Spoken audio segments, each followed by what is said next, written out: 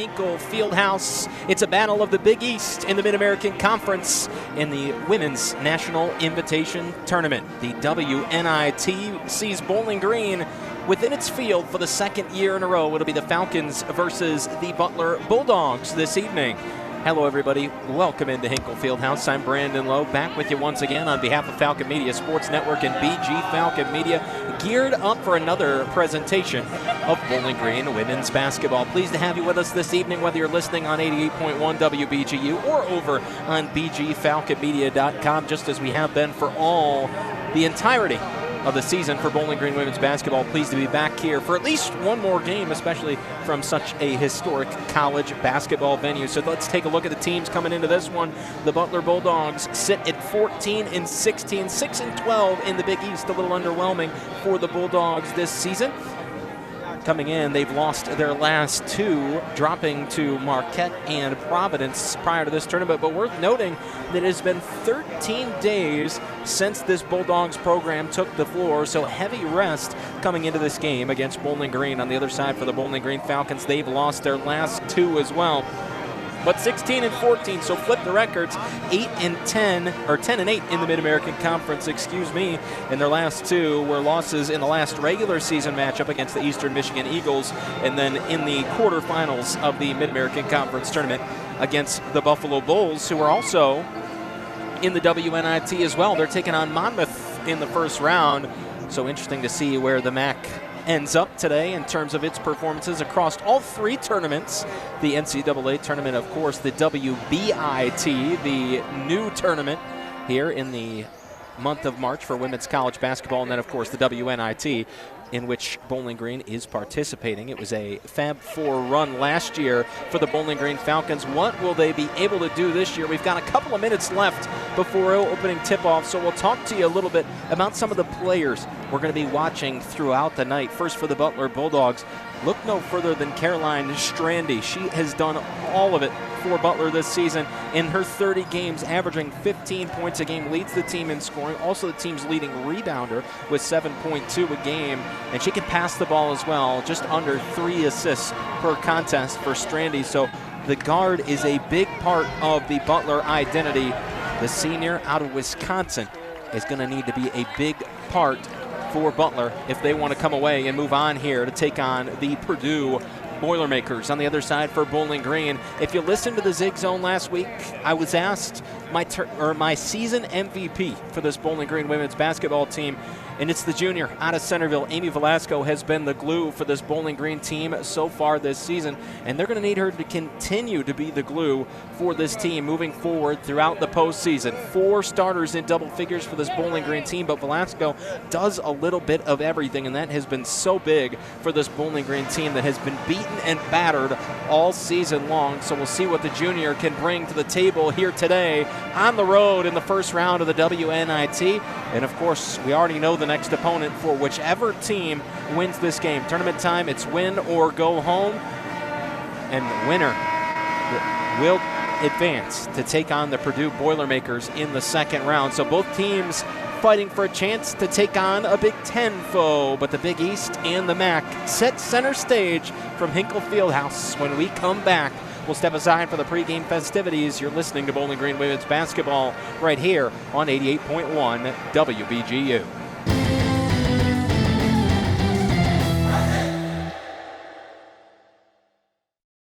Wake up every weekday with WBGU in the Morning Show. The Morning Show is a community resource for weekly events, news, sports, weather, interviews with community officials and organizations, birthday and anniversary announcements, and more. Listen live every weekday from 6 a.m. to 9 a.m. locally on 88.1 FM or streaming online at bgfalconmedia.com.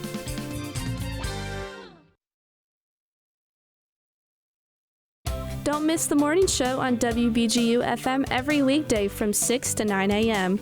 Join the morning show team weekday mornings to hear about local news, local weather report, Glott's Garden Report, Coach's Show with the coaches from BGSU and BGHS, and live newsmaker interviews.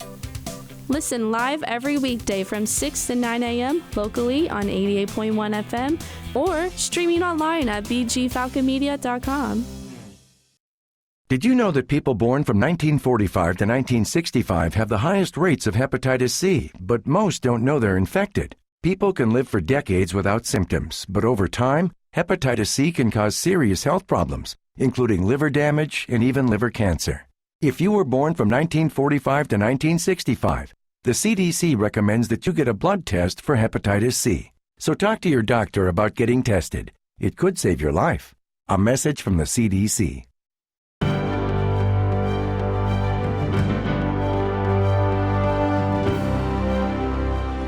BGSU outfielder Nathan Archer is coming into the 2024 baseball season as a contender for MAC Player of the Year. Archer earned himself MAC All-Second Team and MAC All-Defensive Team honors last season after hitting .282 with an .854 OPS and team-leading 9 home runs and posting a perfect 1,000 fielding percentage. Archer hit even better in the 2022 season as he recorded a .317 batting average on top of a .962 OPS and 8 home runs. Nathan was an all-conference and all-county player as a 4-time varsity letter winner at Keystone High School with a .583 average from 16 RBIs as a senior. Archer's ability to produce on the field both offensively and defensively is what makes him such a threat in the MAC this season and in the future as a professional baseball player. This has been 60 Seconds in Falcon Athletics on 88.1 FM WBGU, Northwest Ohio's community radio station.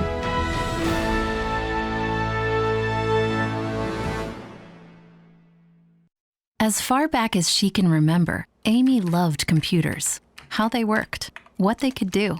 They were a challenge. She wanted to learn as much as she could. So she harnessed her passion, and now she's a cybersecurity officer in the military. If you have a passion, a vision for your future in any field, todaysmilitary.com can be your path to a fulfilling career. You have a calling, we have an answer. Find your way at todaysmilitary.com.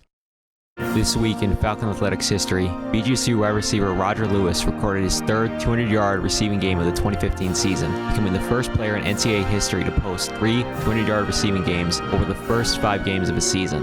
This has been history in Falcon Athletics.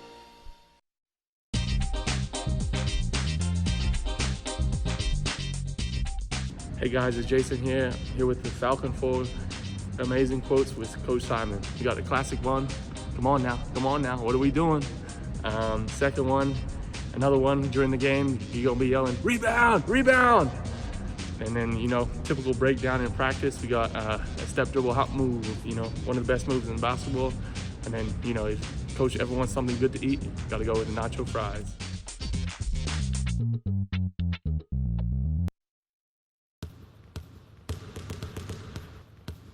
Hey BG Falcon fans, you're here with Paige Kohler on the women's basketball team. These are my Falcon 4 favorite things about basketball. First off, I love competing. I love being able to win, and I love the winning feeling. Second, I love that it's a team sport. I love being out there with 4 other people on the court. Third, all the traveling that we get to do. I've been to so many new places because of basketball. And lastly, I love making new friends and just playing the sport I love with my best friends. Welcome back to Hinkle Fieldhouse as we get ready for opening tip-off here in round 1 of the WNIT. Let's meet the starting lineups first for the Butler Bulldogs, the home team here.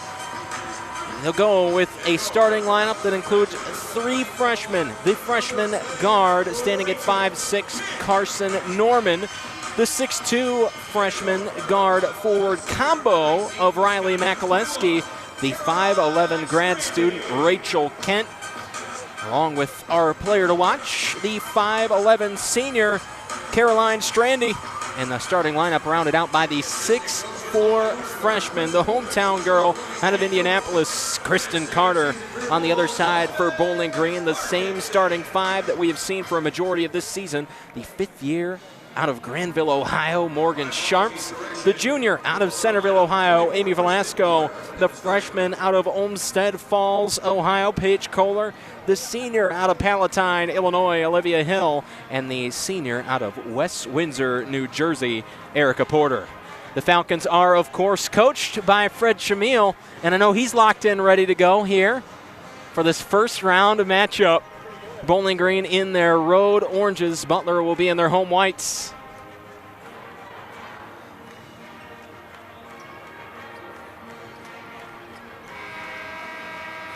Everybody out to center court.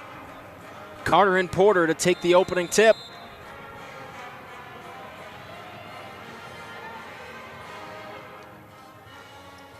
And Bowling Green going to have the basketball. First opening tip won by Erica Porter. Here's the floor general, Amy Velasco, bringing it forward for Bowling Green. Moves it back towards the top of the key off the right side. Kohler on the left wing moves it down low to Porter, trying to get through the defense. Travel going to be called. Porter shuffled the feet as she had contact down low with Kristen Carter. So Butler takes over off the Bowling Green turnover. Up the floor comes Carson Norman, the freshman out of Bedford, Indiana. Norman out to the left side, moves it back toward the middle. Makaleski with the ball, being guarded by Hill, tipped by Hill. Over the top finds Strandy, and she finds the bottom of the net for the first bucket of this game. Butler going to apply some pressure here as Bowling Green comes forward. Kohler across the timeline with the basketball in hand. Moves back to the left side. Bounce pass off to Velasco. Coming through the lane, has an opening. Velasco up and through. Amy Velasco surpassing 1,000 collegiate points. In the last regular season matchup versus Eastern Michigan was presented her 1,000-point ball, commemorative ball that is, prior to this trip on the road here to Butler. Right after it, on offense, Rachel Kent knocks one down for the Bulldogs. 5-2, Butler leads Bowling Green in the Battle of the Bees here. Velasco off to Kohler, being guarded there by Norman. Kohler going to work it back to Sharps, and a foul going to be called. An offensive foul goes against Paige Kohler.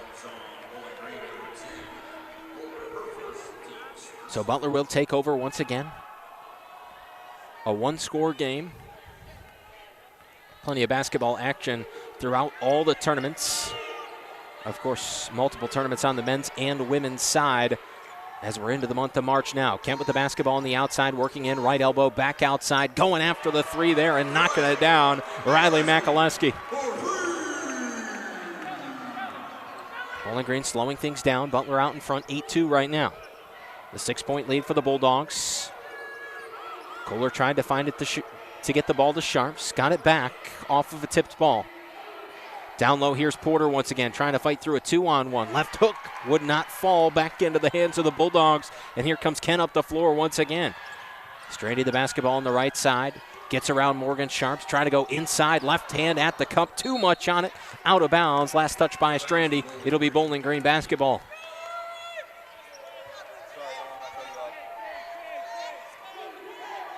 Velasco going to inbound here for Bowling Green. Butler going with the full court pressure.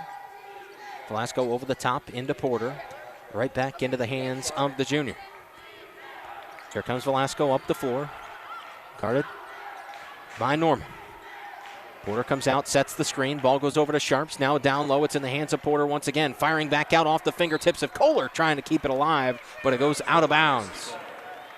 It'll be another turnover for Bowling Green off the start of this game, and Butler will take the basketball once again. 8-2, still the lead. 2 minutes and 20 seconds in here at Henkel Fieldhouse.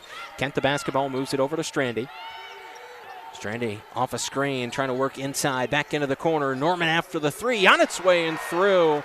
The third three of the game for the Butler Bulldogs. Hill and Velasco come in tandem out of the backcourt, working back to the left side. Velasco trying to cut in. She has the lone bucket for Bowling Green this game. A travel called there. And another Bowling Green turnover will give the ball back to the Bulldogs, an 11-2 lead on their end. 2 minutes and 45 seconds into this game now. Here they come up the floor once again, led by Carson Norman. Ball worked around through Makaleski. Kent involved as well. Here's Carter just beyond the right elbow, looking for a pass now. Puts the ball on the floor. Bounce pass through two defenders. Made its way back outside. On the way from Makaleski. Rattles the cage. Would not fall. Out of bounds. The last touch by Porter.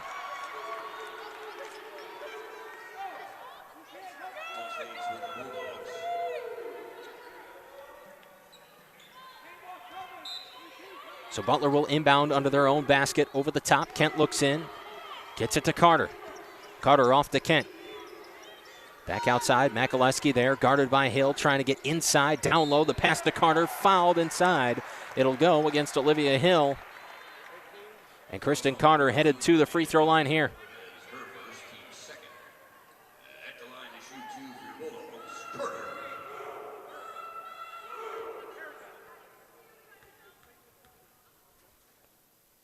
Carter up and good on the first. Back through the motion here for the second. Butler's lead out to double figures, a 10-point lead. Bowling Green gets the rebound off the second from Carter. Up the floor, there's Velasco. Back to Kohler. Kohler being guarded by Strandy. Here comes Porter out to set the screen off the right wing. Kohler going inside, looking for help. Travel called again. That's the third travel called on Bowling Green so far in this one. Another turnover will give the Bulldogs the basketball once again.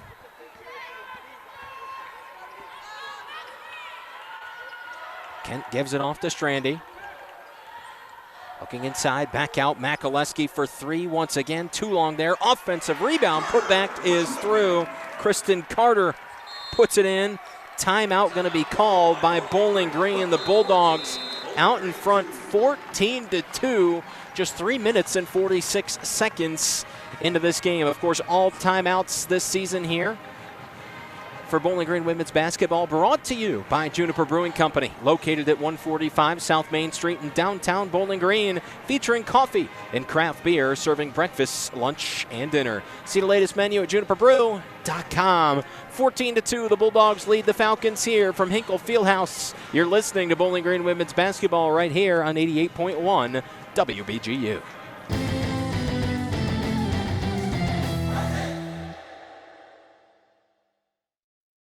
You can be an essential part of the morning show's continued success on WBGU FM. The Bowling Green Chamber of Commerce offers businesses and organizations an opportunity to be an underwriter. Under the umbrella of the Chamber, you'll receive your mentions each month during either news and sports programming or feature segments. It's an affordable opportunity to be part of something unique in Wood County. Hey, I'm Camden North, and you're listening to 88.1 FM WBGU Bowling Green, home of the Falcon Media Sports Network.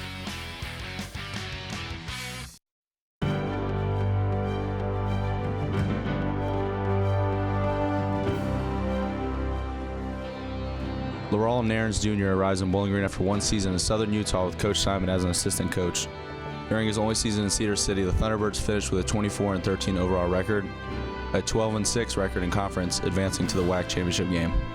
Before joining SUU, Nairn was a head coach at a well-renowned Sunrise Christian Academy, a postgraduate men's basketball team. In his lone season as the head of the program, Nairn led the team to 21 wins and an Elite Eight appearance in the National Prep Tournament. In college, Nairn was a standout player at Michigan State from 2014 to 2018. Becoming one of 6 Spartans in program history to be a 3-year captain, Nairn appeared in 137 games with 66 starts. This has been 60 Seconds of Falcon Athletics on WBGU 88.1 FM, Northwest Ohio's community radio station.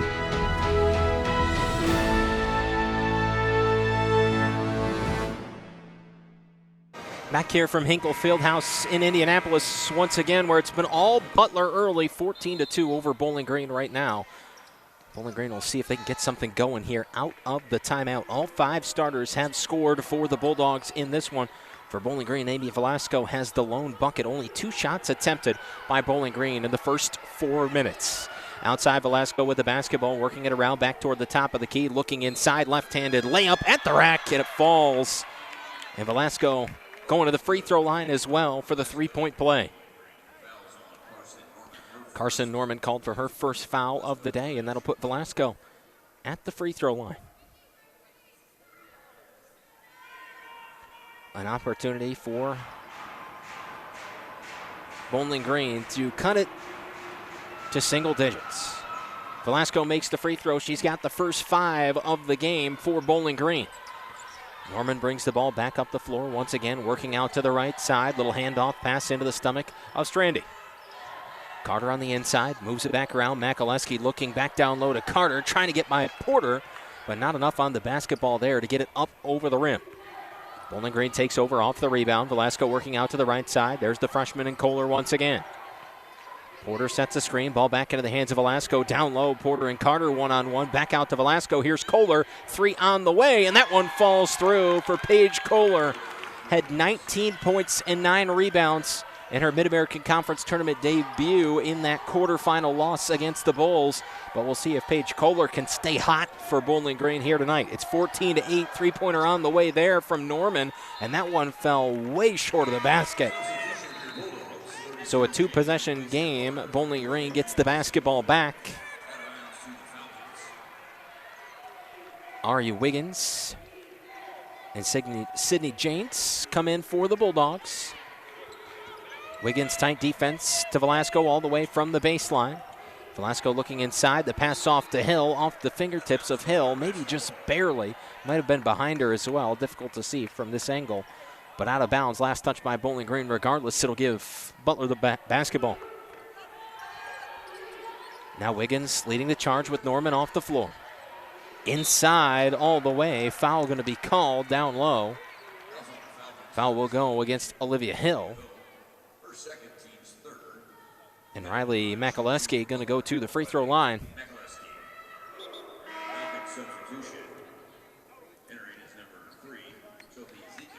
Makaleski, a 76% free throw shooter.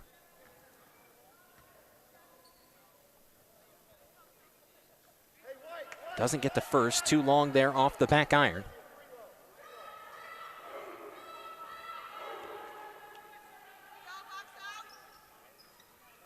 Able to knock down the second, so a 50% trip at the line for Riley Makaleski that time. 15-8 the score, just over halfway through the first quarter. 4:45 left to play in the first. Kohler working out to the left side, approaching left wing. Here comes the screen from Porter. Kohler cutting back toward the middle outside. It's Velasco, the basketball in hand now. Down low they go to Porter. Back out it's Kohler. Gets away from the defender. Sharps wide open. 3 on the way and through for Morgan Sharps. Wiggins trying to move it quickly up the floor for the Bulldogs. All the way up to the left side. Now they'll move it back out. Strandy just inside the perimeter. The pass to James. Back to Strandy once again. Guarded by Kohler outside. Kent has the basketball. Down low. A 32 versus 32 matchup there. Advantage Erica Porter as the attempt from Sydney James came up just a bit short.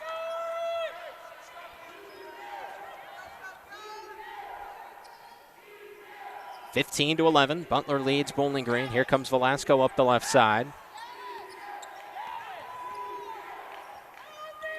Being guarded tightly by Wiggins. The bounce pass off the Sharps on the right side. Porter comes open down low to the basket. Erica Porter gets 2.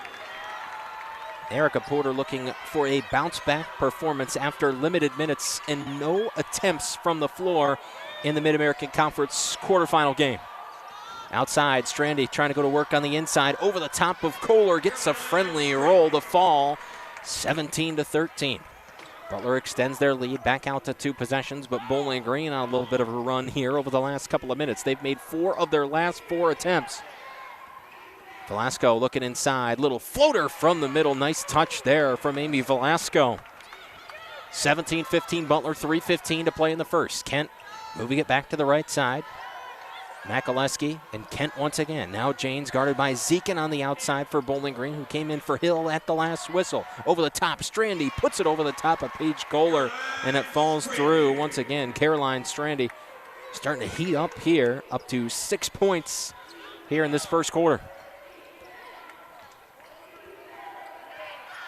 Paige Kohler leading the floor now for Bowling Green. The screen on the outside from Porter. Kohler steps back outside. The bounce pass down low. The feed to Porter over the top with the left hand. In and out for Erica Porter.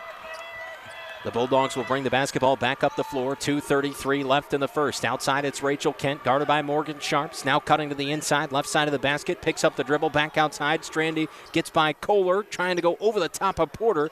Too much on it off the glass. James with the rebound, and the foul going to be called there on Bowling Green. Goes against Paige Kohler as she picks up her second personal foul. Jordan Melmans checks into the game for Butler. Emily Cecil in for Bowling Green, both in for the first time tonight. 19-15, Butler leads. Janes at the free throw line. Rattles home the first. An 83% free throw shooter. One of the best on the team for the Bulldogs. Knocks down both. Porter gives into Velasco. Wiggins still there with some tight full court pressure for Butler. 21-15. Velasco from left to right. Now off into the hands of Sharps. Sharps The outside give to Zekin. Now Morgan Sharp's back open behind the line. Too low that time. Ball loose in the middle. Butler comes up with the rebound. It was a low line drive out of the hands of Morgan Sharps that went right into the pile in the middle of the lane. Wiggins the basketball back outside. Melman's looking for a three. That one falls as well. Butler hot to start from behind the three-point line. 4 of 7, over 50% right now for the Bulldogs.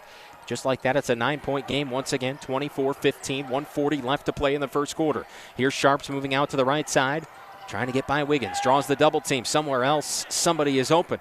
It was Cecil on the other side. Ball got back to Zekin. Here's Velasco working inside. Bottled up there, knocked away, trying to get it back out of bounds. No, a foul going to be called on Amy Velasco near the baseline, and that'll give the basketball back to the Bulldogs.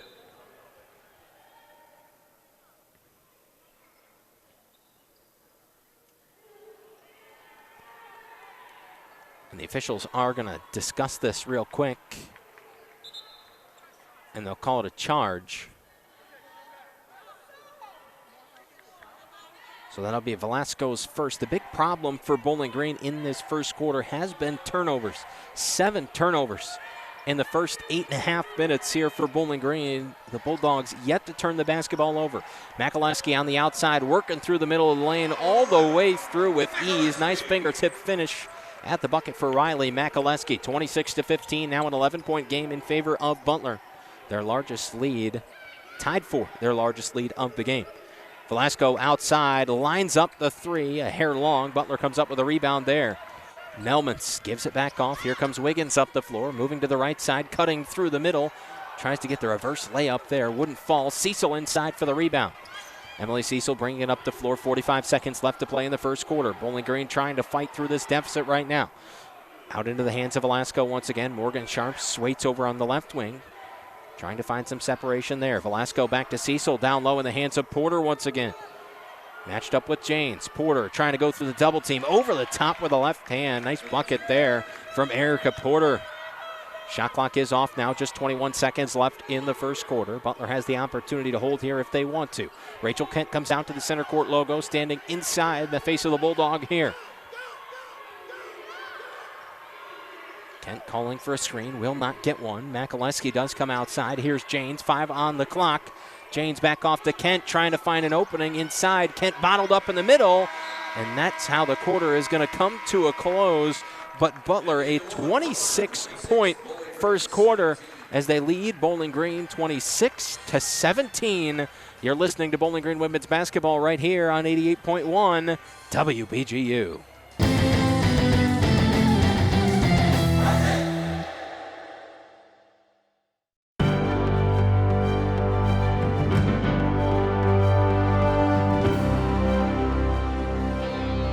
Miami Marlins infielder and BGSU alumni John Birdie is the only current MLB player to attend Bowling Green, where he broke multiple records, including single-season hits with 93 in 2010 and career triples with 17 in his 3 years as a Falcon.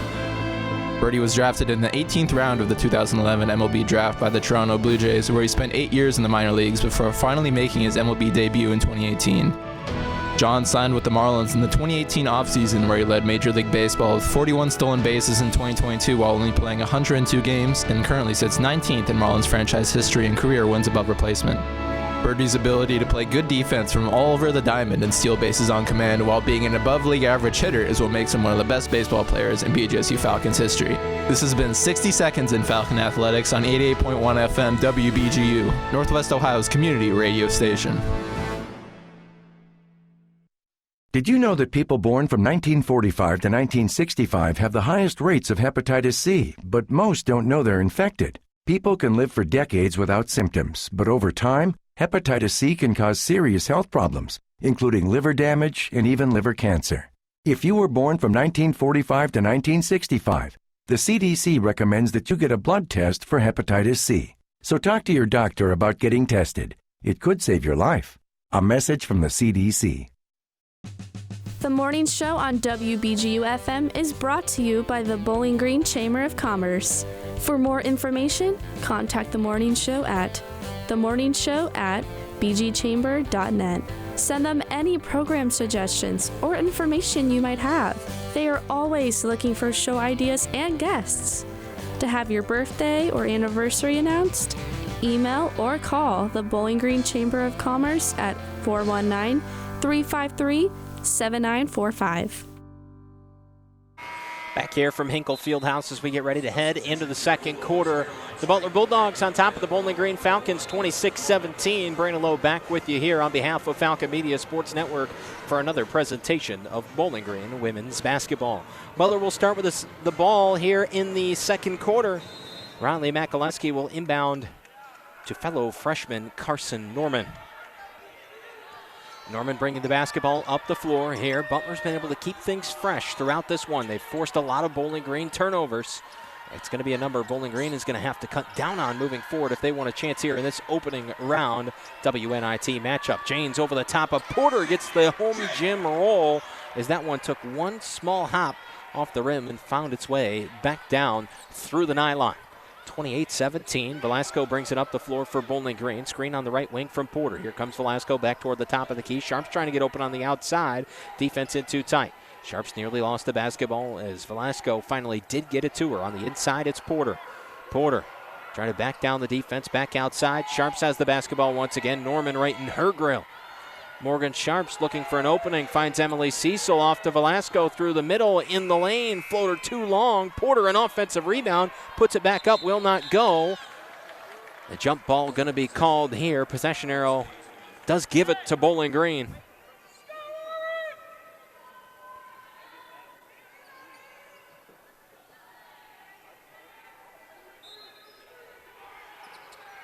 Velasco inbounds from under the Bowling Green basket. Out to Sharps, into the corner once again, Velasco. Inside, the pass to Porter. Porter trying to draw the defense in. Instead, the pass back to Velasco. Now down low, mismatch. Porter on Norman, converts it into 2 points for Bowling Green. Carson Norman trying to work the floor very quickly. Melman's back off to Makaleski. Here's Strandy, now it's Norman again on the right side, guarded by Velasco. Strandy trying to get open on the left side. Finds the basketball once again in the left corner around Cecil off a screen. Back outside, Norman the dish to Makaleski. Butler trying to find their way through this Bowling Green defense outside. Norman, three on the way and through. That one crisp out of the hands of Carson Norman. 31-19, a minute and 40 seconds into the second quarter here. Velasco the basketball. Calling for Porter once again. Porter does come out, set the screen. Velasco moving it around. Didn't see what she wanted to the left. Now back to the right side. Backing away from the perimeter. Ball knocked out of the air by Norman. Here come the Bulldogs. Across the timeline, Carson Norman thinking coast to coast. Inside, foul going to be called on Velasco as she picks up her second foul of this game. Butler will go ahead and bring Kristen Carter and Rachel Kent back into this game as Carson Norman is headed to the free throw line. Exactly 2 minutes into this game. And Butler a 12-point lead as they go to the free throw line. They've had a couple trips there today. Norman leaves the first on this trip short. Butler 4 of 7 at the free throw line thus far. Norman knocks down the second. Porter gives into Velasco here. Now Velasco coming up the right side of the floor. As Cecil on the outside with her. Sharp stands platooned in the right corner. Velasco working it back towards the top of the key. Down low, they'll go to Porter once again. Matched up with Carter. The pass down low to Cecil. Taken away by Strandy. Caroline Strandy finds Rachel Kent. This three on the way. Too long there. Bowling Green. Porter lost the basketball on the rebound. Butler gets it back. Norman to Strandy once again. Caroline Strandy backing away now. Guarded by Cecil. Moves the basketball over. Melman's into the hands of Carter. Shot clock winding down, now under 10, now under 5. Strandy pulls up there from just inside the left elbow. Couldn't get it to fall. Velasco back out to Sharps. Bowling Green back on offense. Down low, it's Porter. In the left post, Porter too much on it. Zeke in the offensive rebound, trying to put it back up and fouled under the basket. It will go against Kristen Carter. Caroline Strandy and Kristen Carter both in there. Taya Ellis checks in for Bowling Green for the first time as Sophie Zekin headed to the free throw line. 32-19, Butler leads. Zekin gets the first. Bowling Green just a pair of free throws so far here in this one. That one there from Sophie Zekin and the earlier three-point play opportunity for Amy Velasco. Both made thus far. Slight delay. Zekin with the shoe tie. Got to lace him back up here. Second free throw on its way. That one lips out. Back into the hands of the Bulldogs. Norman leads up the floor on the left side. Off a screen from Carter. Carter gets through the defense but lost the basketball. They're going to say last touched by Bowling Green. Butler will keep the ball. The official's going to talk this one over. And it will stay with Butler. Kent inbound here from the baseline, trying to find in over the top to Carter, and does. Carter back off to Kent. That set play that Butler likes to run off that baseline inbound pass. Back out, Kent for three, all the way through for Rachel Kent, 35-20. Butler has their pedal to the floor right now here in this first half. 3 minutes and 30 seconds into the second quarter. Cecil with the basketball on the outside, gives off to Sharps. Sharps to Ellis on the baseline, moves it down low. Zekin trying to get through Carter. Sophie Zekin underneath, knocked away by Carter. Cecil recovers the basketball loose on the floor. And a foul going to be called. It will go against Jordan Melmans.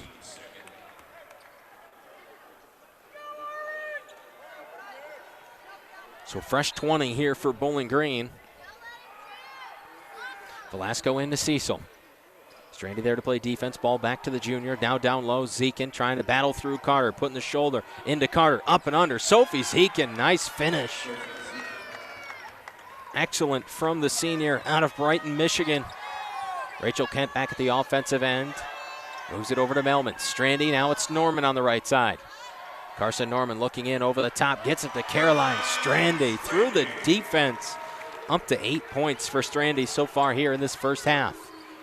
37-22, Butler leads Bowling Green. Here comes Velasco. The feed inside. Zekin at the charity stripe. Back to Cecil. Cecil the ball on the outside. Gives off to Sharps. Down low it's Zekin once again. Bowling Green trying to feed inside and attack down low. Zekin over the top of Carter. Too much on it. On the underhand try there from Sophie Zekin. Strandy back up the floor. The Bulldogs relentless right now. Carter goes through the hole, knocked out of bounds. It will stay with Butler. Erica Porter going to check back into the game for Bowling Green.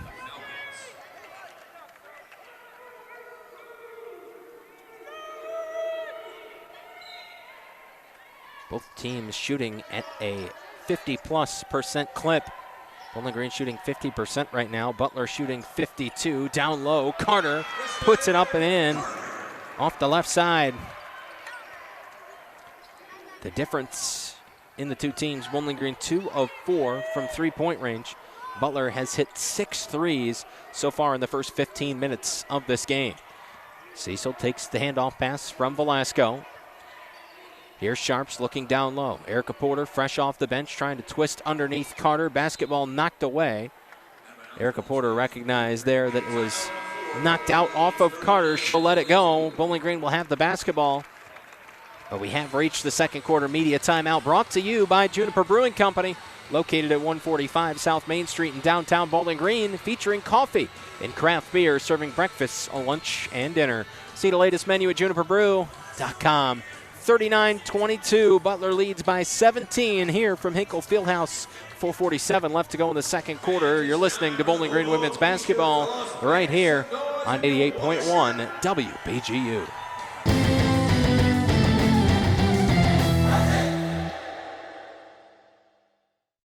BGSU Women's Basketball's Lauren Prohaska, the program's all-time leading scorer, set the program record for points scored in a game with 43 points on February 15, 2009 against Central Michigan. This has been history in Falcon Athletics.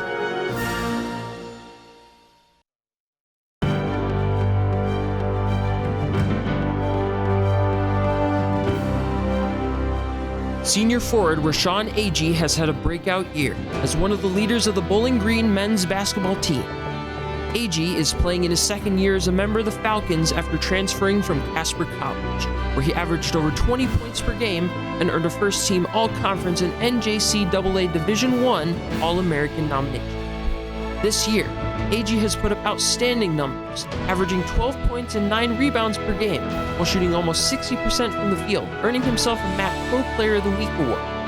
The physicality and energy that AG brings to the floor every game is what makes him such an impactful player, and part of what makes him and Jason Spurgeon one of the best front court duos in the MAC. This has been 60 Seconds in Falcon Athletics on 88.1 FM WBGU, Northwest Ohio's community radio station.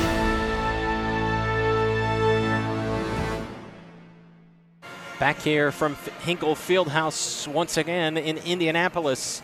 The first round of the WNIT underway. Butler pacing Bowling Green right now, 39-22. The Falcons have to try to get something going. A large part of the disparity, turnovers. 9 first-half turnovers thus far for Bowling Green. Butler has not turned the basketball over one time, so it's been ball security and clean looks from this Bulldogs team through the first 15 minutes and 13 seconds. Velasco inbounding from the baseline here into Porter. Porter with the left hand, puts it through there. And Bowling Green a bucket out of the break, much needed at that. Carson Norman across the timeline, works it out to the right. Strandy moves it back toward the middle. Melmans, then Kent. Here's Carter just beyond the right elbow, trying to get it back to Rachel Kent into the corner. It's firing for Jordan Melmans. Pulling up. Left elbow, slowing things down. Melman's back outside. The feed from Norman. Norman gets open in the corner. Here comes Velasco. And Carson Norman stepped out of bounds. The first turnover of the game for Butler. Nearly 16 minutes into this game.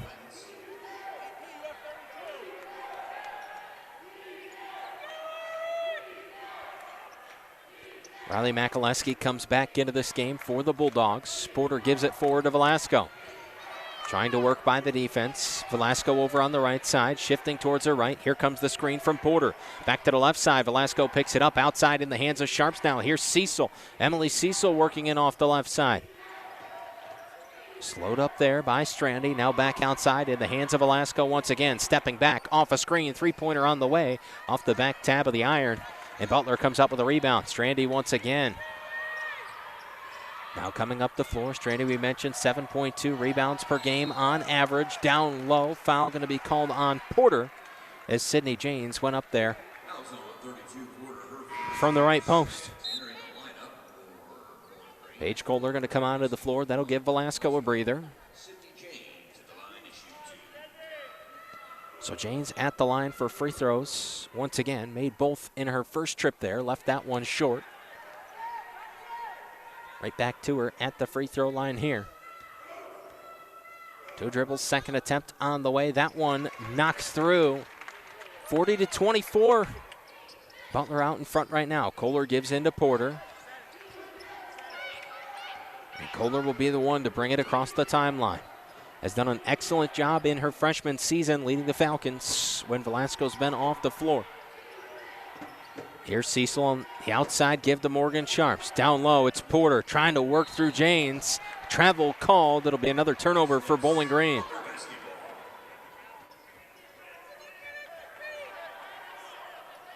The 10th turnover of the game for the Falcons. Here comes Norman once again. The Bulldogs by 16. 40-24, 3:10 left to play in the first half. Kent calling for the basketball. Janes couldn't get it there. Instead pulls up just inside the perimeter. Morgan Sharps the rebound. Gives right away while in midair to Taya Ellis. Here comes Kohler. Kohler up the right side of the floor once again. Down low, it's a pass to Porter. Porter going to work one-on-one, high off the glass and through. Erica Porter headed to the free throw line for the three-point play. Porter up to 10 points here in this one, 5 of 9 shooting. And Bowling Green's attack has largely been inside-based. And when you look to the interior, chances are Bowling Green's looking at Erica Porter. They've called their number many times so far here in the first half. Porter at the free throw line. Able to convert the three-point play. Bowling Green trying to chip away at this Butler lead before we get to the halftime break. 2:50 left to play in the first half. Butler leads 40-27. Down low, ball knocked away by Kohler. Bowling Green gets a steal there. Here comes Velasco, fresh onto the floor. Came back into the game for Emily Cecil. Here's Sharps once again off to Kohler. Now it's Velasco, guarded by Strandy. Down low, Porter drawing double coverage right now down low. Sharps comes open just inside the three-point line on its way, but offline. Kent there for the rebound. Butler does have the rebounding number right now, 14-12 over Bowling Green. Carson Norman on the outside, gives back to Caroline Strandy. Down low, Janes trying to go to work on Porter. Who will win the battle? Janes over the top. Bowling Green comes up with a rebound. Here comes Velasco, fast-paced, looking up the floor, trying to find a pass. Ellis was inside. Bowling Green keeps the rock on the perimeter. Here's Kohler. Under 2 minutes to play now in the first half. Kohler into Porter. Will Porter go one-on-one again? Has the matchup there. Over the top of James. Porter puts it through. 12 points for Erica Porter here in this one. Now it's 40-29. Bowling Green cutting away. Foul going to be called away from the basketball. It will go against Taya Ellis. Ari Wiggins comes in for Carson Norman. Little round of applause from the Butler faithful. Norman has been going to work for the Bulldogs right now. 7 points. Here as the Bulldogs have their home floor. Janes off to Strandy. Kohler, nice job to get in the face of Strandy. Down low, gets the pass through the defenders to Janes. And Janes able to get it through. 7 different scores right now for the Bulldogs as the Falcons come back up the floor, trailing 13. 1:15 left to go in the first half. Here's Velasco on the outside. The screen from Sharps this time. Velasco now over on the right wing. Sharps trying to find an opening to get open off that screen.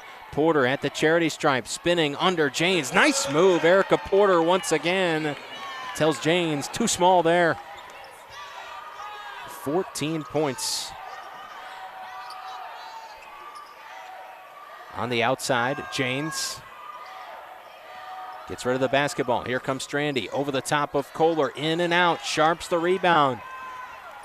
42-31. Basketball tipped by Wiggins. Does make its way into the hands of Velasco. 10.5 seconds separating shot clock from game clock. Bowling Green slowing things down here. The Falcons would love to have this within single digits coming out of the locker room at halftime. Got to get a bucket here. Down low, the feed. Porter on the inside, off the glass. Too much on it. Ball still loose in the air. Ellis brings in the rebound. Out to Sharps. Here's Velasco. 7 seconds. Velasco inside. Falls through for Amy Velasco. Down to 2 seconds left. Strandy, not enough time for the half-court heave. 42-33. Bowling Green goes on a little run to end the second quarter and cuts the deficit back to single digits. But the Bulldogs still with a 9-point lead, 42-33 here from Hinkle Fieldhouse. We'll be back in a couple of minutes for the halftime update. Brought to you by the Zig Zone. Don't go anywhere. You're listening to Bowling Green Women's Basketball right here on 88.1 WBGU.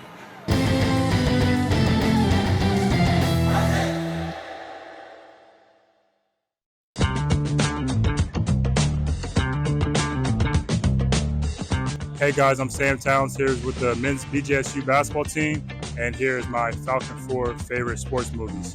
One, I'd probably go Love and Basketball, classic. Can't go too wrong with that one. My second one probably had to be Miracle. I don't really like hockey too much, but I think that's a good movie. My third one would probably have to be Space Jams. Not the LeBron version, Michael Jordan version, the OG version. LeBron a little weak, but I love LeBron. And the fourth one would probably have to be the new movie with Will Smith, King Richard, about Venus and Serena Williams. So, go Falcons.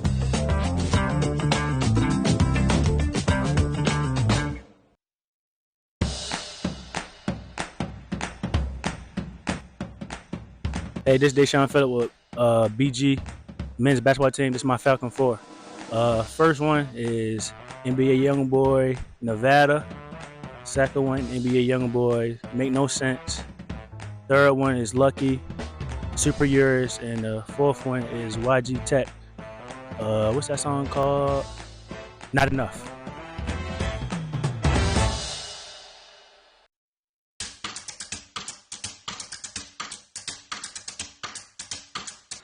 Hi, my name is Taya Ellis, and I play on the Women's Bowling Green basketball team. And these are my Falcon 4 favorite meals to cook.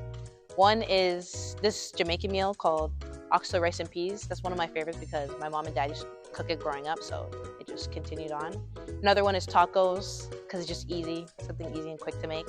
My third one, I would have to go with steak and mashed potatoes because who doesn't love steak and mashed potatoes? My last one, I'd say Alfredo because I love some pasta.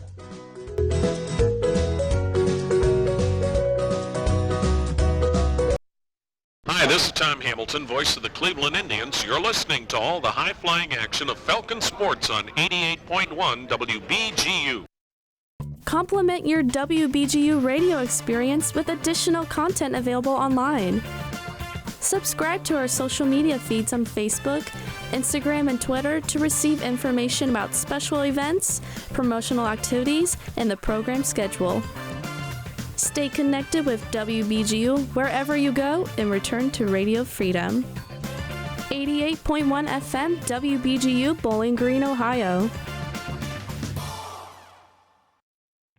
There's so much more WBGU content available online through our social media profiles on Facebook, Instagram, and Twitter. Subscribe to our feeds to get the most up-to-date information about the program schedule, show hosts, and upcoming promotional events. Return to Radio Freedom with WBGU on 88.1 FM, Northwest Ohio's community radio station.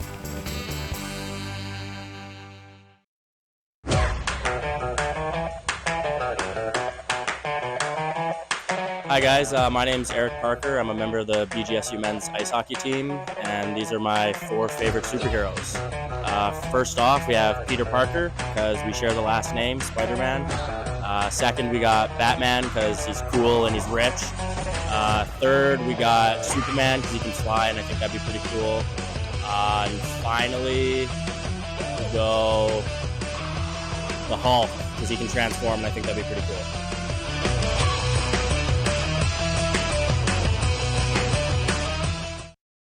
As far back as she can remember, Amy loved computers. How they worked, what they could do. They were a challenge. She wanted to learn as much as she could. So she harnessed her passion, and now she's a cybersecurity officer in the military. If you have a passion, a vision for your future in any field, todaysmilitary.com can be your path to a fulfilling career. You have a calling, we have an answer. Find your way at todaysmilitary.com. Did you know that people born from 1945 to 1965 have the highest rates of hepatitis C, but most don't know they're infected? People can live for decades without symptoms, but over time, hepatitis C can cause serious health problems, including liver damage and even liver cancer. If you were born from 1945 to 1965, the CDC recommends that you get a blood test for hepatitis C. So talk to your doctor about getting tested. It could save your life. A message from the CDC. Back here from Hinkle Fieldhouse, the halftime update brought to you by the Zig Zone, Falcon Media Sports Network's Sunday at 4 p.m. radio show. All Falcon athletics all the time. It was a fun roundtable discussion in there from all the winter sports that are wrapping up, as well as the spring sports getting underway. You had the voices of all the different sports. Tyler Kavelitz was in, I was in, Ben Korak, who's back in the studio right now, board hopping, he was in. Steve Iwanek was in, Camden North, the quarterback for Bowling Green football, was in as well. Jaden Romero, the voice of Bowling Green softball. It was a packed house last week. For the Zig Zone, you can check that out Sundays at 4 p.m. A new thing that we're moving forward with here into the future for Falcon Media Sports Network, bringing you more and more content, it seems, by the week. So let's get into this one. So far in the first half, Butler out in front of Bowling Green, 42-33, but it was a late run from Bowling Green that cut that lead down to single digits. And when you look at the scoreboard and when you look at the team stats throughout this one, not that much different. Bowling Green shooting 54%, which is ridiculous here in the first half. Butler shooting 48%. pretty even margins. The two numbers that pop out, or the three numbers really here, we'll get into them. Turnovers, Bowling Green has turned the ball over 10 times so far in this game. Butler just twice, which has translated into 15 points off turnovers for the Bulldogs. So a huge number there in this game. And then the other number being three-pointers. Butler, 6 of 10 from three-point land. Bowling Green, who normally a high-volume shooting three-point team, just 2 of 5 from behind the arc. Maybe some jitters from that Mid-American Conference tournament game against Buffalo when they struggled to shoot the three ball on 27 attempts. But those are the big differences that I see when you look down the sheet at the team stats so far here in this one. About everything else fairly even or in favor of Bowling Green. So this is a much closer game than what's on the scoreboard right now, because I think Bowling Green has played the better basketball outside of the turnovers. When we look at the individual stats, it's been an all-around scoring effort for the Butler Bulldogs. Caroline Strandy leads the team with 8, but they've got 2 scorers with 7 and 6. Sydney Janes along with Carson Norman both have 7. And then Riley Makaleski and Rachel Kent both have 6 points. That's to go along with some other scoring from Kristen Carter along with Jordan Melmans. So 7 different scores right now for the Butler Bulldogs. Talk about all-around performance from them. A team that's shooting 48% on 31 shots so far in the first half. On the other side, taking a look at the home stats for Bowling Green, it's pretty much been the Erica Porter show. Porter is 15 points right now, 7 of 12 from the field. Also has 4 rebounds. An excellent game going right now for Erica Porter. Amy Velasco has 9 points as well on 4 of 7 shooting. Morgan Sharp spent the entire first half on the floor, just 1 of 3 right now. So not the shot volume you're used to seeing from Morgan Sharps, but she has hit a 3, which Bowling Green needs all the points they can get right now. Paige Kohler also 3 points as well to go along with 3 from Sophie Zekin. So Erica Porter far and away has led this Bowling Green team in the first half, and they're going to need to find some other outlets to score in the second half, whether it's Morgan Sharps gets her shooting going, Paige Kohler, Olivia Hill, wherever they could get it. Bowling Green is going to need to provide Erica Porter with some help moving forward, because even though they've played a really good basketball game, they do have a 9-point hole that they have to dig themselves out of moving forward. Butler outscored Bowling Green in the first quarter 26-17. The second quarter was even, 16 points apiece. That's how we've gotten to 42 and 33 on the scoreboard right now. So this has been the halftime update brought to you by the Zig Zone. Make sure you check that out Sundays at 4 p.m. Roundtable BGSU Athletics discussions about all our Falcon sports teams. So we will step aside once again here from the Hinkle Fieldhouse. You're listening to Bowling Green Women's Basketball, brought to you right here on 88.1 WBGU.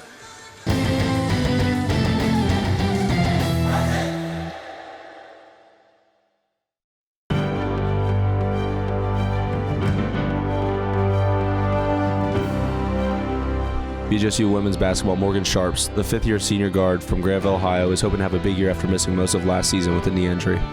Sharps attended Xavier University after finishing her high school career at Newark. After 2 seasons, she decided to transfer to Bowling Green. In Sharps' first season at BG, she averaged 9.5 points per game, 1.9 rebounds per game, and hit a BG's best 72 three-pointers. The 2022-23 season ended early for Sharps as she sustained a knee injury in mid-January that ended her season. After missing the first few games this season, Sharps made her debut against Lehigh on November 23rd. In her first game action in over 9 months, she had 15 points, 3 rebounds, and 3 steals versus the Mountain Hawks. This has been 60 Seconds in Falcons Athletics on 88.1 FM WBGU, Northwest Ohio's community radio station.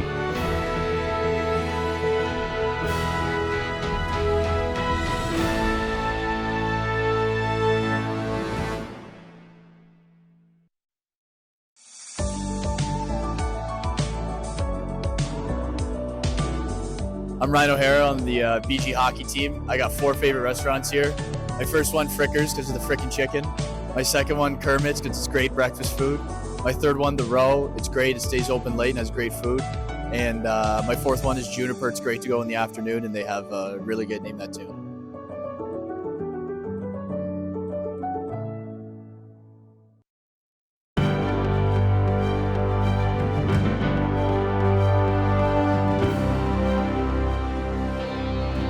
Cole Moore is a CCHA Goaltender of the Week for his performance last weekend. Freshman Cole Moore recorded 32 saves through 43 minutes on Friday night in the 3-3 shootout win over St. Thomas. Moore saved every shot he saw on Friday night, including the shootout. On Saturday, Moore recorded 30 saves and allowed 1 goal. Moore recorded a 92.2% save percentage and a 2.64 goals allowed on average through 20 games. Moore's record is now 10-9-1 on his rookie season. Moore was named CCHA Goaltender of the Week earlier this month and also on December 11th. He was named Rookie of the Month on January 3rd. This has been 60 Second on Falcon Athletics on WBGU 88.1 FM, Northwest of Ohio's community radio station.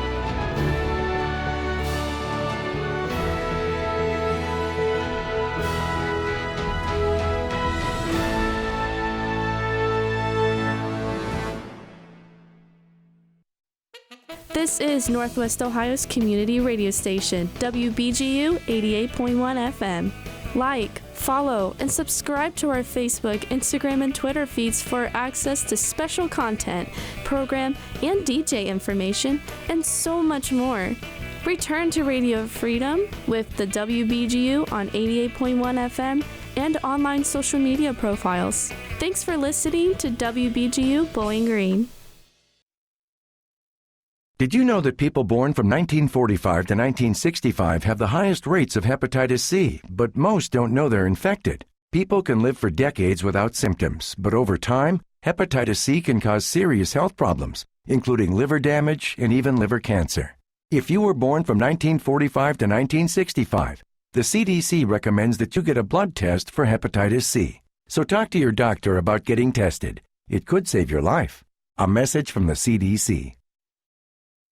Continue the WBGU experience online by engaging with our social media profile on Facebook, Instagram, and Twitter. Subscribe to our feeds to stay connected with the local community and receive information about special events and programming.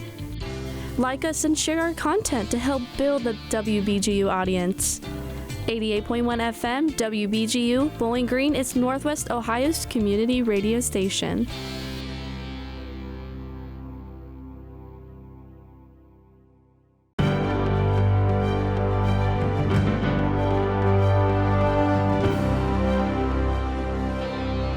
Olivia Castro is a senior from Brazil on the BG Swim and Dive team. She specializes in freestyle and has had a major impact on the Falcons program since 2020. She continues to improve each season, with her junior year proving to be her best yet. Castro swam in every meet for the Falcons and added 3 top 5 finishes in the 100 freestyle and 1 top 5 finish in the 200 and 1650 freestyle. Castro can proudly say she won 4 events that year, the 200 and 500 freestyle against Butler and the 500 and 1650 freestyle at Oakland. Determined for a win at the MAC championship, she set her personal best in the 500 freestyle with a time of 4:59. After an impressive season, Castro finished with 5 top 5 finishes in the 500 freestyle. This has been 60 Seconds in Falcon Athletics on 88.1 FM WBGU, Northwest Ohio's community radio station. As far back as she can remember, Amy loved computers. How they worked, what they could do. They were a challenge. She wanted to learn as much as she could. So she harnessed her passion, and now she's a cybersecurity officer in the military. If you have a passion, a vision for your future in any field, todaysmilitary.com can be your path to a fulfilling career. You have a calling, we have an answer. Find your way at todaysmilitary.com. Back here from Hinkle Fieldhouse in Indianapolis as we get ready to start the second half. Ball in and underway as Rachel Kent inbounds to Carson Norman. The starting 5 back on the floor once again for the Bowling Green Falcons. Carter over the top of Porter, and Kristen Carter gets the first bucket of the second half. Butler's lead back out to double digits, 44-33 here as they lead by 11. Velasco up the floor, cutting to the left side, screen by Hill at the top of the key, moves back over to the right. Off the right wing, foul going to be called underneath the basket. It will go against Kristen Carter. Carter picks up her second foul of the game. Just 5 fouls for Butler so far in this game, so 4 in the first half. Velasco gets it into Porter.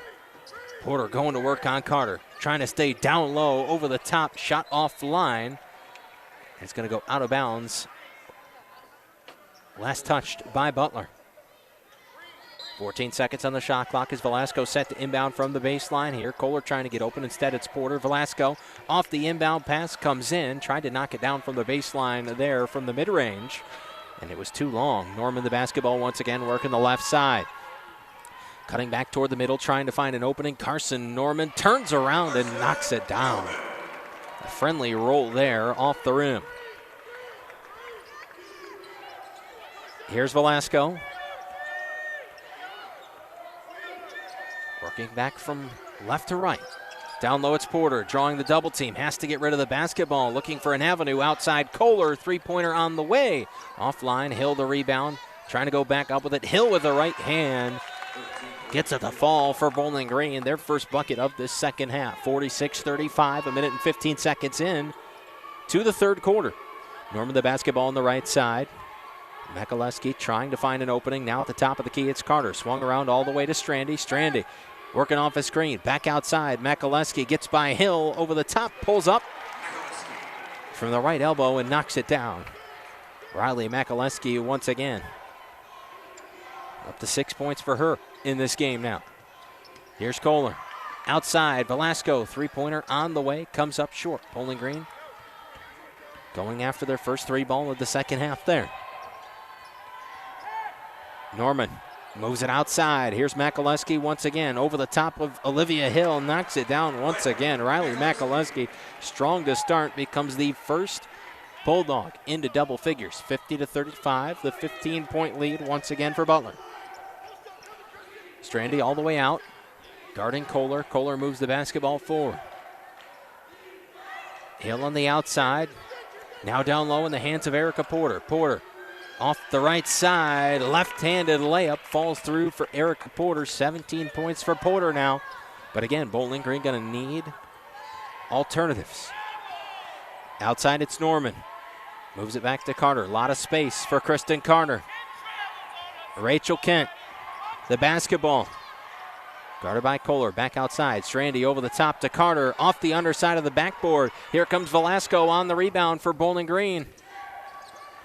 Velasco back into the hands of Kohler. Down low, it's Olivia Hill, one-on-one with Carson Norman. Too much out of the left hand of Olivia Hill. Carter there for the rebound.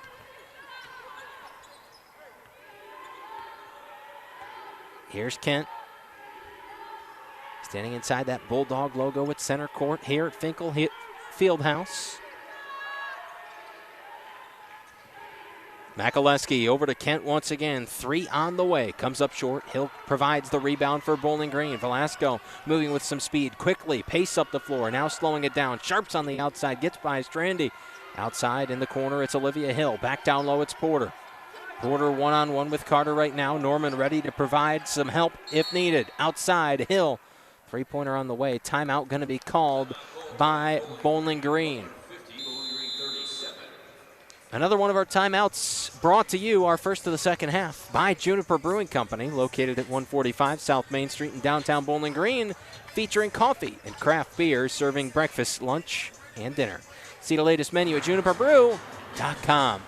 50-37, Butler leads Bowling Green here in this first round WNIT matchup. You're listening to Bowling Green women's basketball right here on 88.1 WBGU.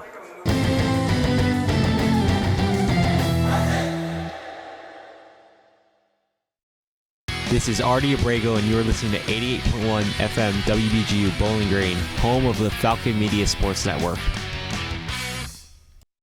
Be a part of the return to Radio Freedom on WBGU FM. WBGU offers sponsorship opportunities in the form of underwriting. Underwriting is an effective method of gaining exposure for your business in Northwest Ohio and helps us continue producing local content. For more information regarding underwriting sponsorship at WBGU, visit bgfalconmedia.com.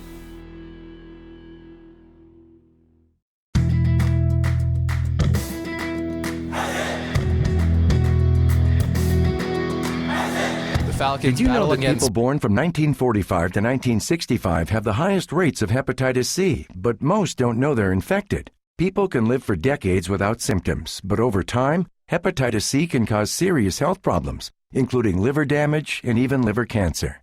If you were born from 1945 to 1965, The CDC recommends that you get a blood test for hepatitis C. So talk to your doctor about getting tested. It could save your life.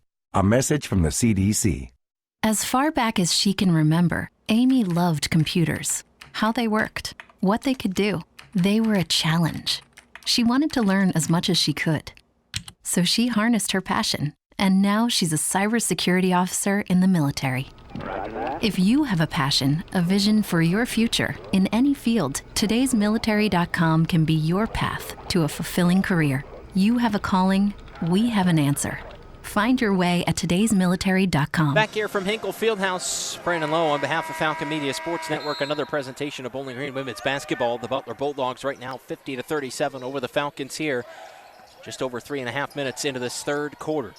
Sharps the basketball on the left side for Bowling Green, moving back toward the top of the key, draws the double team. Olivia Hill, the basketball off the pass, too long there on the shot. Kohler trying to run it down out of bounds, but the shot clock expires, a shot clock violation. Nonetheless, basketball going back the other direction with the Bulldogs. Carson Norman off to Strandy. Makaleski involved, now it's Norman again. Left wing guarded by Velasco, over to Kent at the top of the key. Rachel Kent gets the pass off, now down low. Got it down low to James. Foul going to be called on Erica Porter. That's Porter's second foul. So 4 of the starters for Bowling Green with 2 fouls right now here in this one. Butler going to get a chance to inbound from the baseline. Kent over the top, gets it into James. Porter comes out to defend. Now it's Kent. Offensive foul going to be called on Makaleski.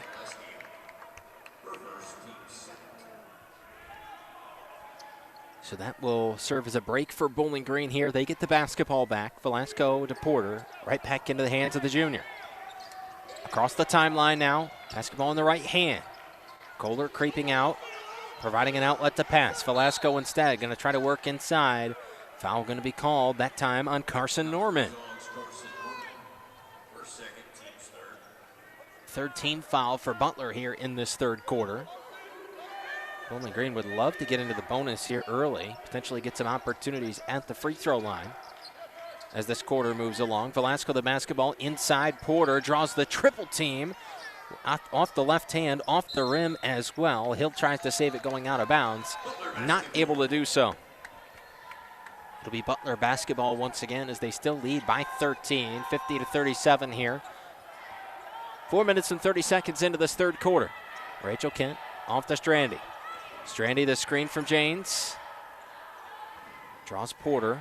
Now inside it's Janes over the top of Sharps off the glass. Porter the rebound for Bowling Green. Here's Velasco once again surveying the floor, trying to find a pass. Gives it to the freshman Kohler. Working to the right side. Kohler gets by the defense. Inside, gives off to Porter. Porter lost the basketball. Rachel Kent has it going the other direction. 3-on-1. Janes inside. A foul going to be called on Morgan Sharps and the bucket for Sydney Janes.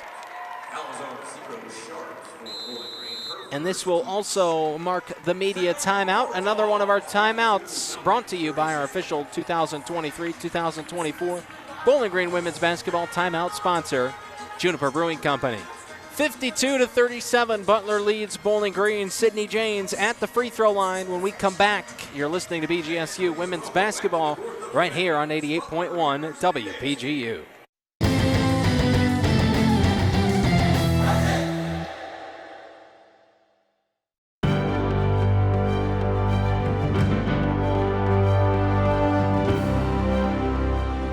BGSU outfielder Nathan Archer is coming into the 2024 baseball season as a contender for MAC Player of the Year.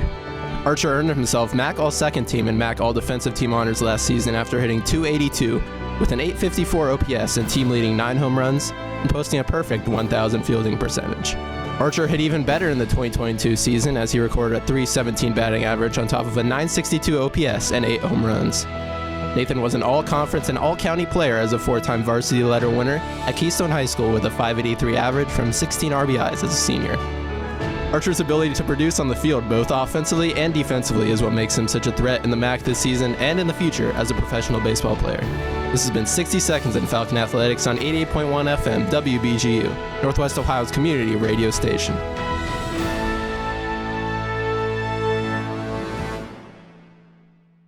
Did you know that people born from 1945 to 1965 have the highest rates of hepatitis C, but most don't know they're infected? People can live for decades without symptoms, but over time, hepatitis C can cause serious health problems, including liver damage and even liver cancer. If you were born from 1945 to 1965, the CDC recommends that you get a blood test for hepatitis C. So talk to your doctor about getting tested. It could save your life. A message from the CDC.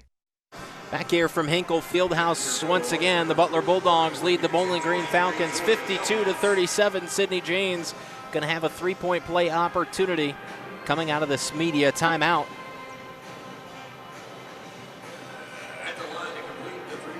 Bowling Green 9 fouls out of the starting lineup right now. Fouls and turnovers, the two numbers that are extremely different right now. Janes too long on the free throw attempt, but an offensive rebound ends up in the hands of the Bulldogs. Outside it's Wiggins, back into the contest to get Carson Norman a rest. Rachel Kent moving toward the right corner. Now it's Jordan Melmans. Melmans looking back into the middle. Strandy over the top, left it short. Bowling Green gets the rebound this time. Sharps off to Velasco. The Falcons bringing it back up the floor. Looking for an avenue to try to get some scoring on the board. Just 4 points right now in this third quarter for Bowling Green. Kohler moving around from right to left. Velasco still the basketball, looking inside, back out, Hill, top of the key, sheds it to Sharps. Here's Porter once again on the inside, down low. Velasco cutting to the basket. Nice finish, nice feed. Porter and Velasco on the combination there. Wiggins forward off to Strandy. Here's Kent. Now it's Melmans. Melmans on the left side, guarded by Hill. Kent gets the basketball once again. Asked for it and received. Wiggins now on the inside, moving it through the lane. Lost the dribble, has to get rid of it. Back to Kent. Kent on the outside, finds Strandy. Sharps trying to play defense. Strandy inside, foul called on Morgan Sharps. That'll be your second of this game. 52-39 to the free throw line goes Caroline Strandy.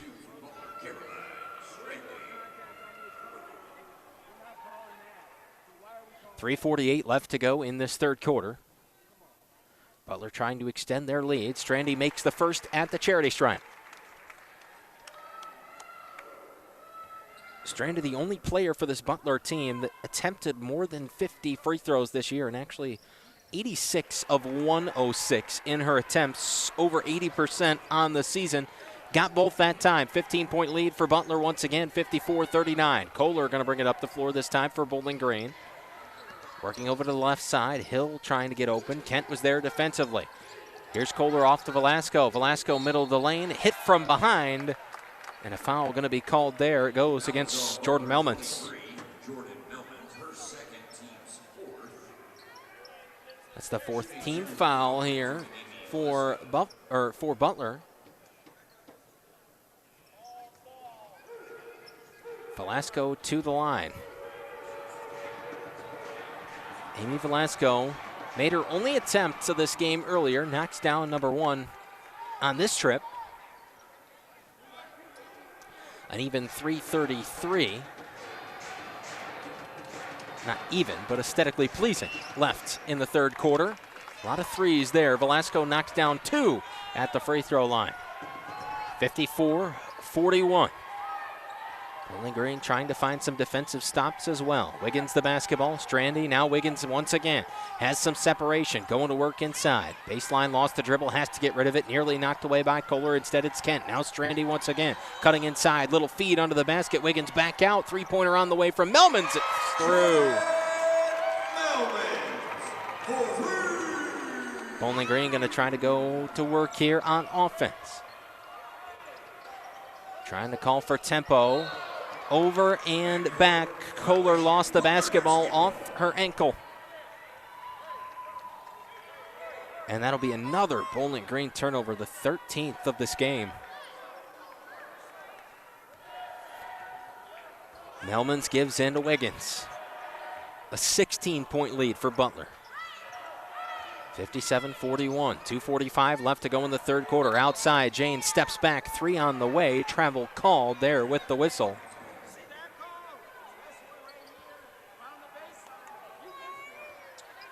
Velasco going to get the basketball back for Bowling Green.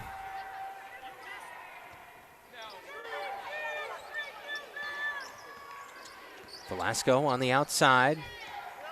Here's Kohler. Kohler working it around, left to right. Finds herself on the right wing. Now back toward the middle. Sharps has some separation. Working inside. Tangled up with Kent. Back out. Kohler steps aside. Strandy into the corner. Sharps less than 5 on the shot clock. Sharps off the glass. Ball loose on the floor. Strandy comes up with it. Olivia Hill now has it. Kohler, long 3 on its way.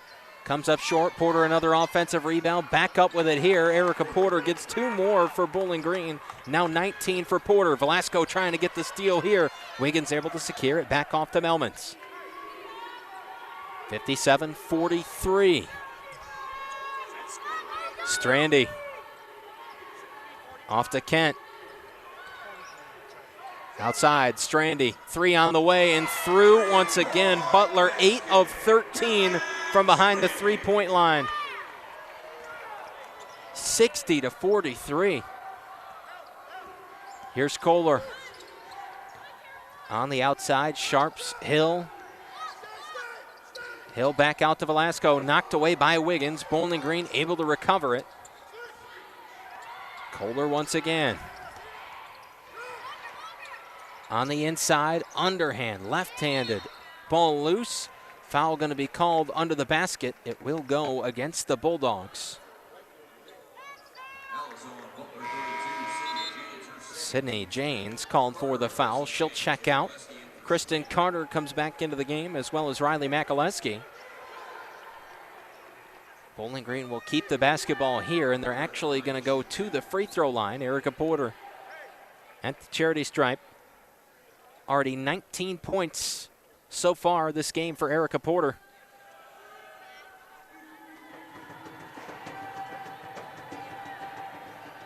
$19 for Porter, 13 for Velasco. And then 4 other players with 3 or less. Porter gets the first free throw, make it 20 points for Porter here in this one.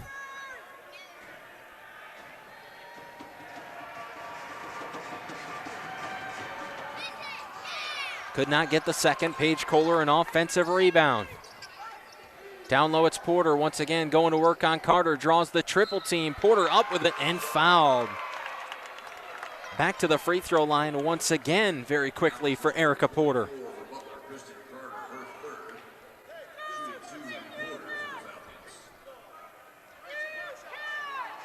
"24 points, the high for Erica Porter earlier this season. Against Akron, left the first attempt at the line short this time. Porter 2 of 4 at the charity stripe today. Able to knock down the second. 1:01 left to play here in this third quarter. Butler out in front by 15, 60-45. Melmans over to the right side, gives off to Carter. Here comes Makaleski. Finds Kent, top of the key. Kohler in pursuit. Down low, the feed to Carter over the top of Porter. Ball loose on the floor. Both teams after it. Going to be last touched by Butler, out of bounds. It's going with the Bowling Green Falcons. 38.8 left in the third quarter. Bowling Green trying to get everything back they can here before a fourth quarter push.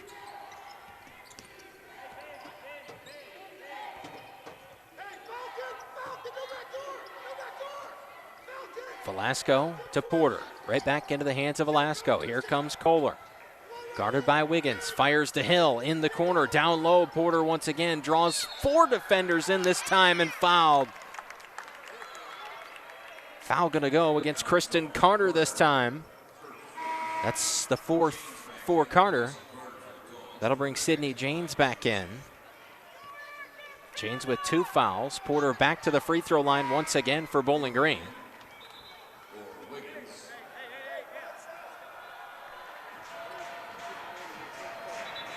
Carson Norman back in. Bowling Green will bring in Emily Cecil, Taya Ellis, and Kyla Smith. And Sophie Zekin as well. Trying to get the starters a breather here. Ellis will check in if Porter makes the free throw. So Smith, Kohler, and Cecil, the guards for Bowling Green here. 17.4 left to go. Porter gets the first free throw.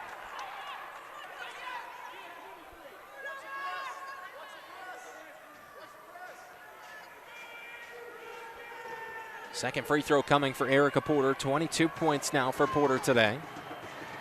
4 of 6 at the free throw line. Gets the second as well. She'll check out. On comes Taya Ellis. Bowling Green going to play defense here for the last 17-4. Makaleski into Norman. Norman going to be picked up over the timeline by Kohler. Down to 12 on the clock. Shot clock, of course, is off. Strandy back outside. Melman's Strandy inside now. It's Janes trying to back through Zekin. Janes over the top, left it short. Zekin the rebound in the third quarter comes to a close. Butler leads 60-47. It's a 13-point lead at home for the Bulldogs. What will Bowling Green have in store in the fourth quarter? We're going to find out in just a few moments. We'll step aside. You're listening to Bowling Green Women's Basketball right here on 88.1 WBGU.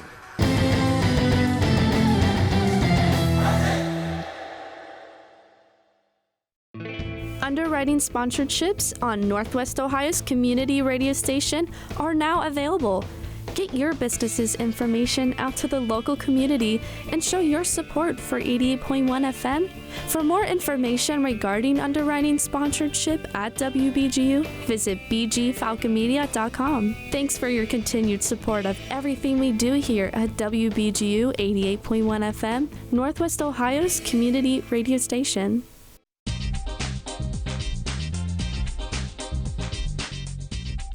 Hey guys, it's Jason here with the Falcon 4 amazing quotes with Coach Simon. We got the classic one, come on now, what are we doing? Second one, another one during the game, you're gonna be yelling, rebound, rebound! And then, typical breakdown in practice, we got a step dribble hop move, one of the best moves in basketball. And then, if coach ever wants something good to eat, gotta go with the nacho fries.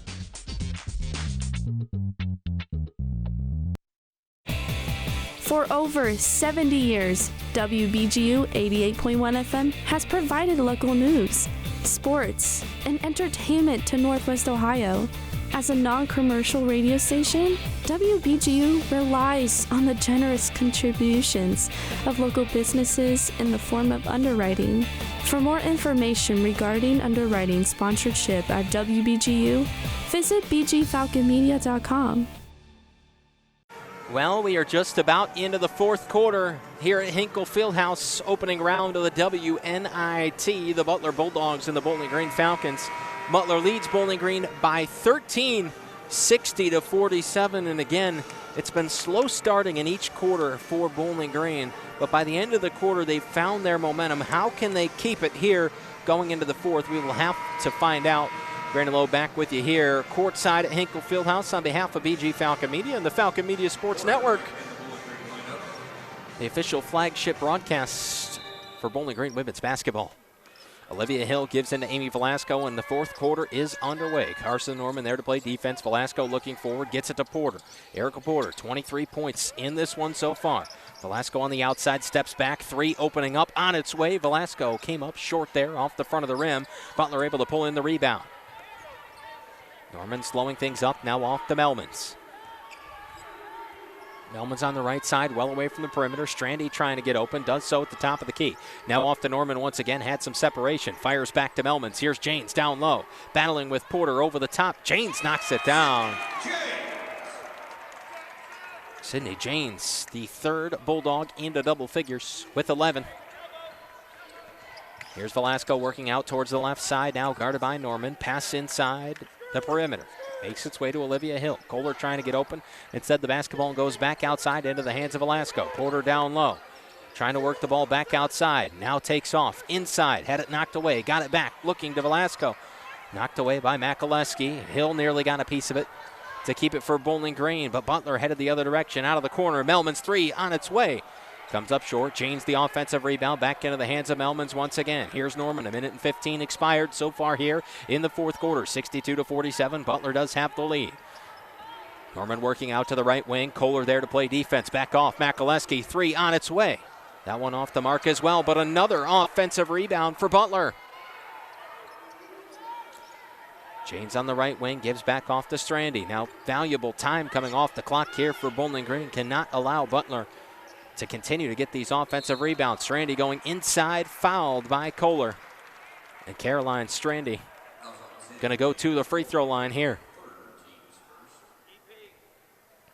A 15-point lead for the Bulldogs. Strandy back to the free throw line. She is their leading scorer. 13 points on 5 of 10 shooting.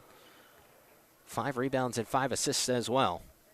And Strandy gets the first free throw this time at the line.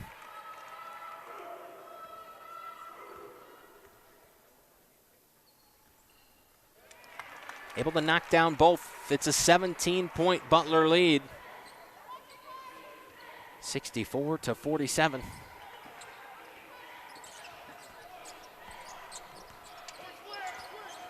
Velasco off to Sharps.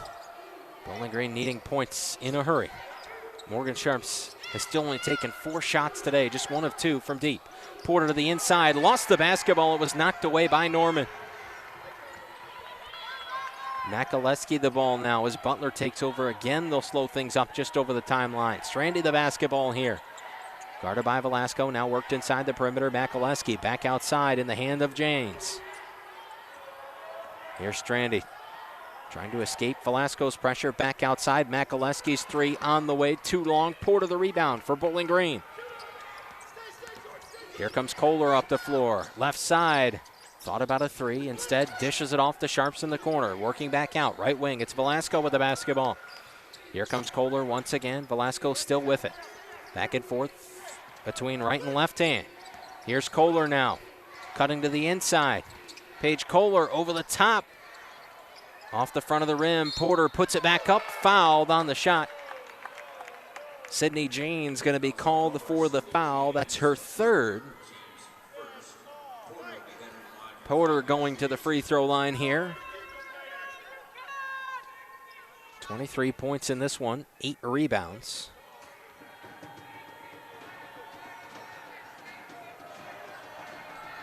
Porter a deep inhale, exhale. Now the free throws at the line, makes the first. How about 6 of 8 at the free throw line for Erica Porter today?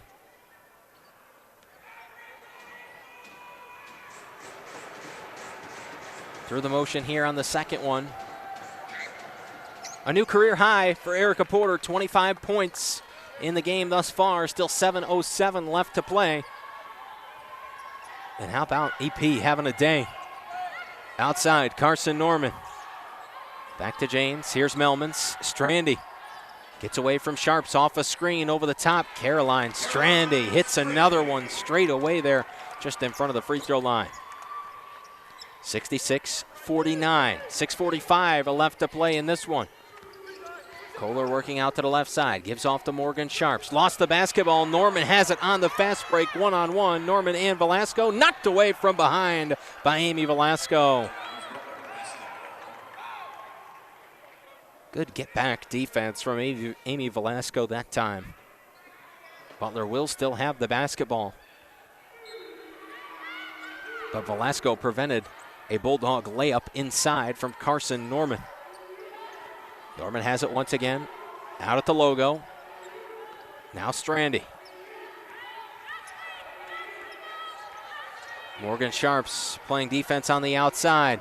Strandy gets by over the top of Porter in the lane. Strandy knocks it down once again. Really starting to get hot here late, up to 19 points. Here's Velasco. Off to Kohler. 6:05 left to play. Butler has a 19-point lead, 68-49. Kohler working over, right wing. Inside, it's Porter. Porter trying to back through Janes. Now up and under, fouled and one. Erica Porter gets the bucket and the foul. A career day for Porter continues.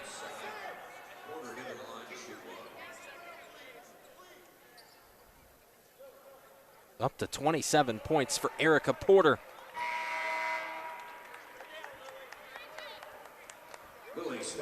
Lily Stoddard checks into this game for Sydney Janes.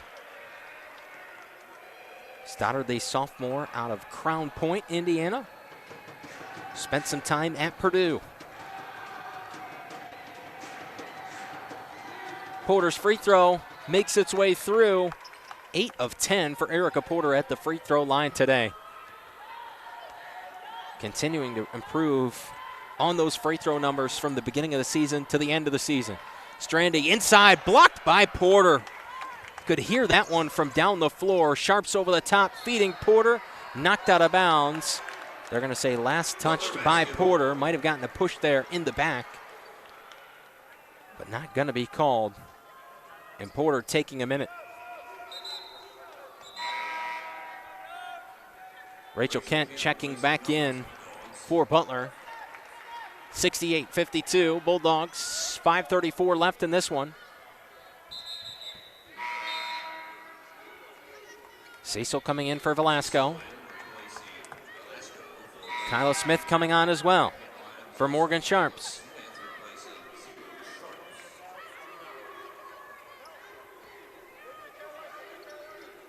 Makaleski inbounds here. Bowling Green going with full court pressure this time. Going to try to step things up here, see if they can get some turnovers and turn it into offense very quickly. Norman near the timeline, gives off to Kent. Kent off to Strandy once again. Stoddard the basketball. Off to Norman on the outside. Carson Norman trying to get around Paige Kohler. Down low, Stoddard off the glass for 2. Lily Stoddard adds 2 points to what has been a prolific Butler performance, still shooting right around 50%. Kohler the basketball on the outside. Under 5 minutes to play now. Down low, the feed to Porter. Draws the triple team again with the right hand and through. How about a 30-piece for Erica Porter? 30 points in this game, continuing to extend that career high. Strandy off to Norman. Makaleski trying to get open, works towards the right corner. Down low, Strandy opens, cutting by Cecil and through the Bowling Green defense. 72-54.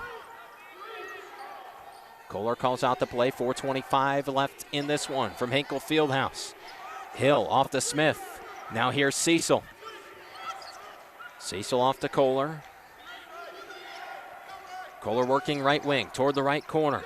Now down low, the pass inside. Guess who? Erica Porter back out. It's Kohler working through the lane. Left-handed there. Fouled as she went inside. It'll go against Rachel Kent. And Rachel Kent called for her first foul of this game. And we have reached the media timeout. 72-54. Butler leads Bowling Green here from Hinkle Fieldhouse. Of course, all of our timeouts this season have been brought to you by Juniper Brewing Company, located at 145 South Main Street in downtown Bowling Green, featuring coffee and craft beer, serving breakfast, lunch, and dinner. See the latest menu at juniperbrew.com. We will step aside. You're listening to Bowling Green Women's Basketball right here on 88.1 WBGU.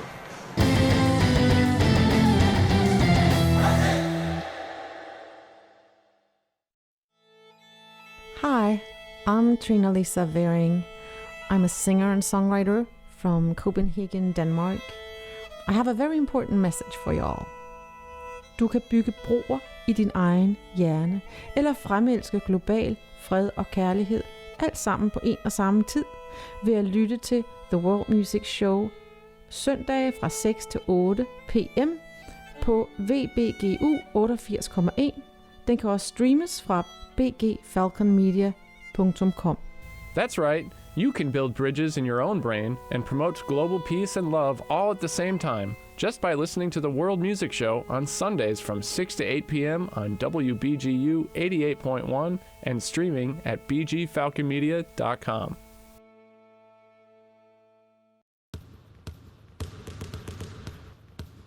Hey BG Falcon fans, you're here with Paige Kohler on the women's basketball team.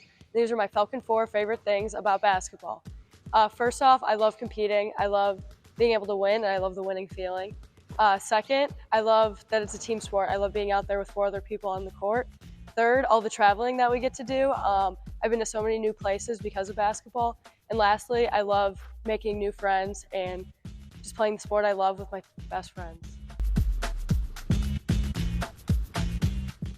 Did you know that people born from 1945 to 1965 have the highest rates of hepatitis C, but most don't know they're infected? People can live for decades without symptoms, but over time, hepatitis C can cause serious health problems, including liver damage and even liver cancer. If you were born from 1945 to 1965, the CDC recommends that you get a blood test for hepatitis C. So talk to your doctor about getting tested. It could save your life. A message from the CDC. Back here from Hinkle Fieldhouse, first round of the WNIT. Butler leading Bowling Green right now 72-54. Paige Kohler at the free throw line. Long on the first.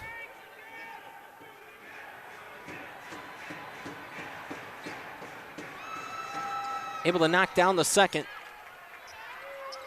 Paige Kohler just 4 points so far here today for Bowling Green. Of course, Erica Porter has led the way with 30. Carson Norman, the basketball for Butler, knocked away by Velasco, but right into the hands of Lily Stoddard, right back to Norman. Carson Norman will settle it down away from the perimeter once again. Defense played by Velasco. Timeout going to be called by Butler head coach Austin Parkinson. Just a 30-second timeout, so we'll stay with you right here. Again, all presentations of Bowling Green women's basketball this season have been brought to you courtesy of the Falcon Media Sports Network. BG Falcon Media's sports entity. Looking forward to continue to see the growth of BG Falcon Media and Falcon Media Sports Network moving forward over the next couple of years. The rebrand from BGRSO to Falcon Media Sports Network, or FMSN. Over time here, you'll start to hear FMSN more than Falcon Media Sports Network. But for now, as a new entity, that full name, keep that in the back of your mind, because Falcon Media Sports Network is going to be doing some great things down the line for years to come for Bowling Green. Basketball knocked away by Velasco here on the inbound pass. Strandy able to run it back down. Now going inside. Gets by Porter. Kicks it out. Looking for Norman. It's going to be tipped out of bounds. 7 seconds left on the shot clock. 3 minutes, 42 seconds left in the game. Butler, that 17-point lead remains, 72-55. Norman looks for an inbound pass here. Velasco guarding Norman. Gets it into Strandy. Trying to find her way through. Over the top, offline, air ball. Bowling Green going to get the basketball back here. 3:36 left. The Falcons need points in a hurry. Jordan Melmans comes back in.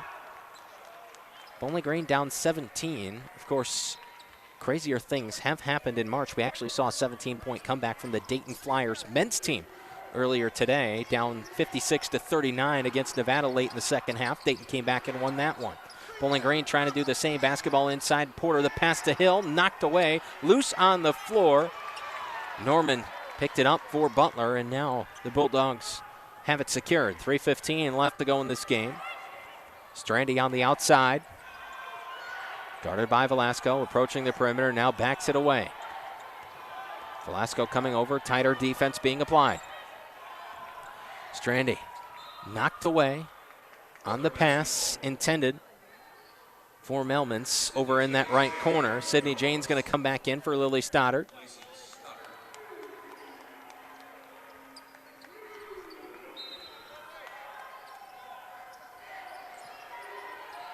The inbound pass, back to Melmans. Too long on the shot. Offensive rebound. Rachel Kent has it. Nearly taken away by Velasco, but a foul going to be called. It'll be Amy Velasco's third personal foul.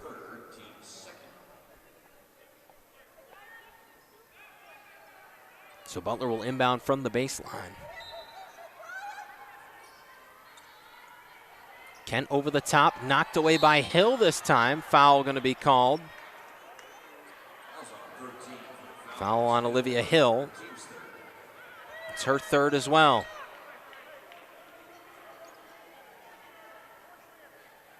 So Melmans will inbound here once again. Kent comes open. It's Kohler to play defense this time. Bowling Green trying to get after the basketball here. Get some quick turnovers. James back to Kent on the outside. Working the left wing. Kent gives off to Norman, open for three, top of the key, on its way, in and out. Porter the rebound. That's number 9 here in this game. 30 points, 9 rebounds for Porter, on the verge of a very big double-double. Kohler on the outside, looking inside, the feed, baseline, Hill. Kickball violation going to be called on the Bulldogs. Kind of piece of the foot there of Janes. And Bowling Green will bring 4 subs into the game. Cecil, Zekin, Ellis, and Smith. Olivia Hill, Morgan Sharps coming off the floor for what will be their final time as Bowling Green Falcons. Amy Velasco and Erica Porter checking out as well. Paige Kohler set to inbound here on the floor as the hugs continue down the Bowling Green bench for the 4 starters that just checked off the floor. Kohler will remain on. The freshman leading things for Bowling Green, as you'll see for years to come. Zekin on the inside, right hand and through, Sophie Zekin. A nice bucket there for Bowling Green.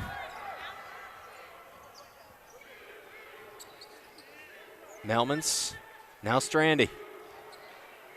And Bowling Green will send Erica Porter back to the table, likely to check in for Sophie Zekin here momentarily. Strandy outside, straightaway 3. Nothing but net on its way from Caroline Strandy.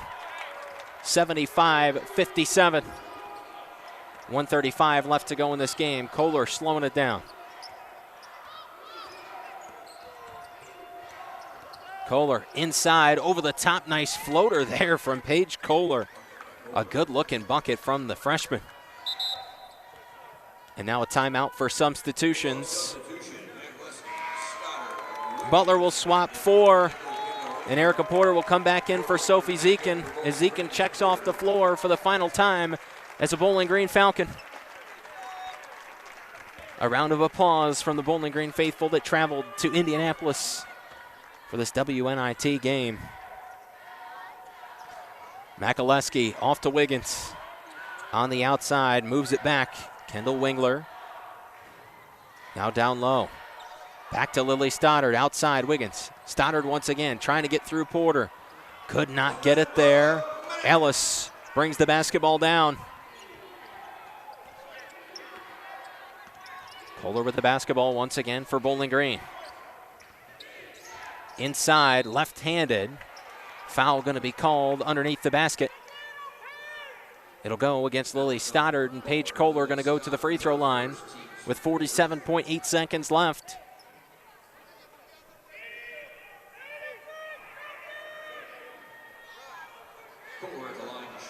47.8 seconds left in the season for Bowling Green women's basketball. As Butler will move on to play Purdue on Sunday in the second round. Kohler gets the first free throw at the line this time. And we say it all the time, but this Bowling Green basketball program, so much adversity this season, had to battle through injury after injury. And this is going to be a team that's poised and ready next season. Kohler got the second as well, 75-61. Melman's on the outside, the give to Wingler. Makaleski from behind, blocked by Ellis. My goodness, Taya Ellis got up on that one.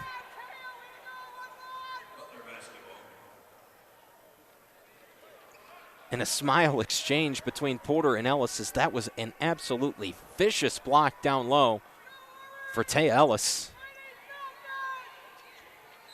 Butler will still have the basketball. Wiggins underneath. Gives in into the corner. Melmans for three. Lips out. Kohler. To the other end of the floor. Now backing away in that Butler logo.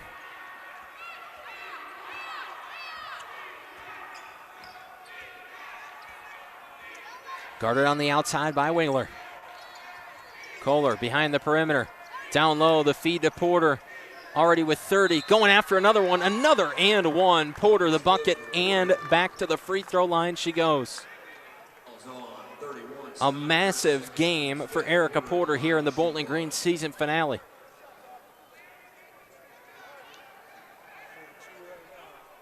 You've heard Fred Shamil will say throughout the season they thought Erica Porter could provide more and more for this team. Well, this is more. 32 points for Porter today. 7.8 left in this one. On its way in and out. Stoddard the rebound, and that is going to mark the end of this game as the season comes to a close for Bowling Green women's basketball. The future looking up, though. But here for this one, Butler 75-63, a 12-point win, and the Bulldogs will advance to the second round of the WNIT to take on the Purdue Boilermakers. We will step aside and get ready for the post-game show from Hinkle Fieldhouse. You're listening to Bowling Green women's basketball right here on 88.1 WBGU.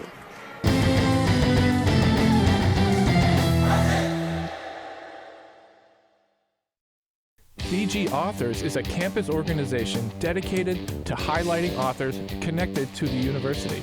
BGSU has produced some amazing authors, including Beth Macy, James Baldwin, and Tim Conway, to name a few. Visit bgauthors.com and subscribe to the blog that regularly updates on new releases, classics, non-BGSU authors, and other features such as book versus movie. That's BG Authors at bgauthors.com. Hey BGSU students, this is your opportunity to host your very own radio show or podcast. Get involved with Falcon Radio and quickly learn the skills you need to produce your own program. In 30 minutes or less, you'll be armed with the information you need to operate studio equipment, put on your own live shows, or recorded content. Students from all disciplines are encouraged to get involved and take advantage of this once-in-a-lifetime opportunity to use world-class facilities to create your own podcast. Falcon Radio, for Falcons, by Falcons. If you're in need of affordable housing in Bowling Green, Falcon Media has got you covered with apartmentsforrentbowlinggreen.com. This website provides an interactive way to search for apartments, townhomes, and houses for rent in Bowling Green.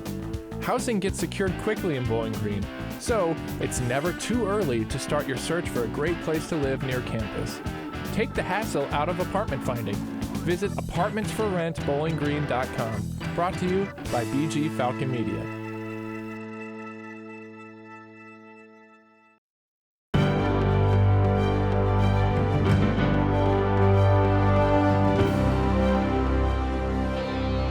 Laurel Nairns Jr. arrives in Bowling Green after one season in Southern Utah with Coach Simon as an assistant coach.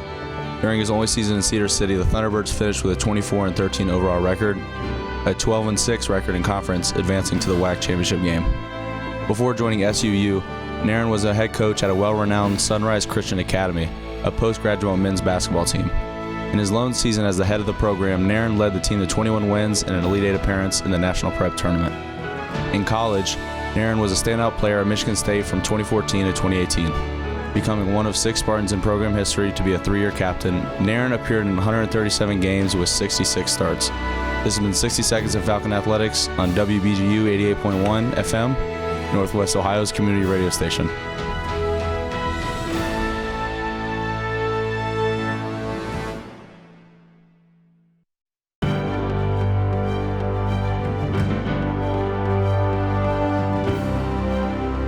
BGSU women's basketball Morgan Sharps, the 5th-year senior guard from Granville, Ohio, is hoping to have a big year after missing most of last season with a knee injury. Sharps attended Xavier University after finishing her high school career at Newark. After 2 seasons, she decided to transfer to Bowling Green. In Sharps' first season at BG, she averaged 9.5 points per game, 1.9 rebounds per game, and hit a BG's best 72 three-pointers. The 2022-23 season ended early for Sharps as she sustained a knee injury in mid-January that ended her season. After missing the first few games this season, Sharps made her debut against Lehigh on November 23rd. In her first game action in over 9 months, she had 15 points, 3 rebounds, and 3 steals versus the Mountain Hawks. This has been 60 Seconds in Falcons Athletics on 88.1 FM WBGU, Northwest Ohio's community radio station.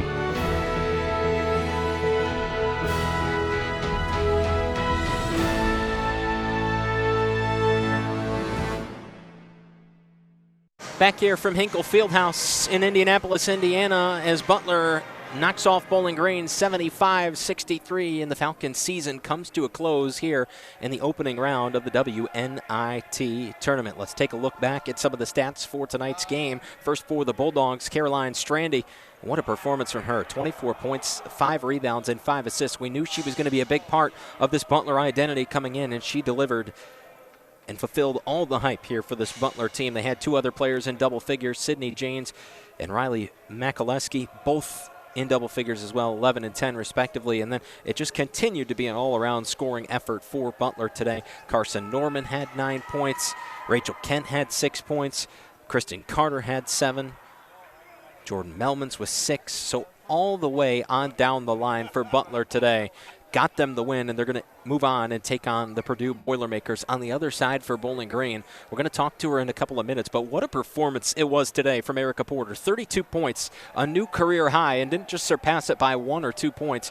Her previous career high, 24 points against Akron earlier this season, 32 in this one, 8 of 11 from the free throw line for Erica Porter. And anyone that knows Bowling Green women's basketball and has been listening all season long, a dramatic improvement from beginning of the season to end of the season in free throws for Erica Porter. Also had 9 rebounds to go along with that. Amy Velasco had 13 points as well, 3 rebounds, 3 assists for Velasco.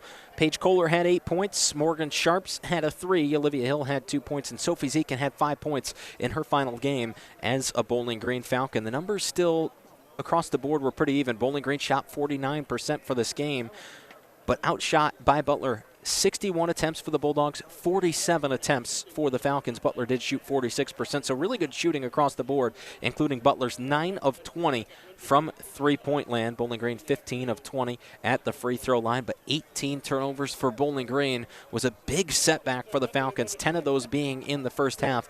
A lot to overcome when your opponent outscores you in points off turnovers 23-2. So we will step aside once again here from Hinkle Fieldhouse. A couple more segments left. We'll be joined by a member of the Bowling Green coaching staff and then our player of the game tonight, Erica Porter. You're listening to the Bowling Green Women's Basketball postgame show right here on 88.1 WBGU and BGFalconMedia.com.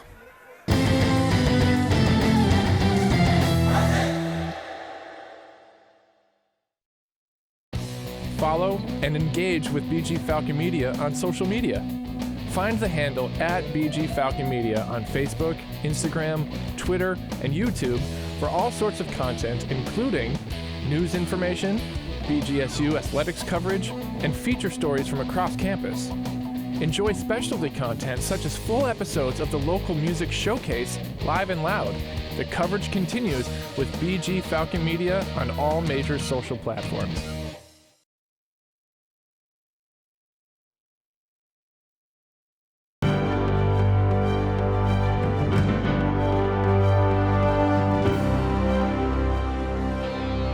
Miami Marlins infielder and BGSU alumni John Birdie is the only current MLB player to attend Bowling Green, where he broke multiple records, including single-season hits with 93 in 2010 and career triples with 17 in his 3 years as a Falcon. Birdie was drafted in the 18th round of the 2011 MLB draft by the Toronto Blue Jays, where he spent 8 years in the minor leagues before finally making his MLB debut in 2018. John signed with the Marlins in the 2018 offseason, where he led Major League Baseball with 41 stolen bases in 2022 while only playing 102 games, and currently sits 19th in Marlins franchise history in career wins above replacement. Birdie's ability to play good defense from all over the diamond and steal bases on command while being an above-league average hitter is what makes him one of the best baseball players in BGSU Falcons history. This has been 60 Seconds in Falcon Athletics on 88.1 FM WBGU, Northwest Ohio's community radio station.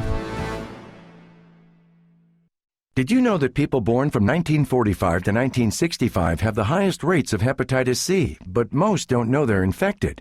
People can live for decades without symptoms, but over time, hepatitis C can cause serious health problems, including liver damage and even liver cancer. If you were born from 1945 to 1965, the CDC recommends that you get a blood test for hepatitis C. So talk to your doctor about getting tested. It could save your life. A message from the CDC.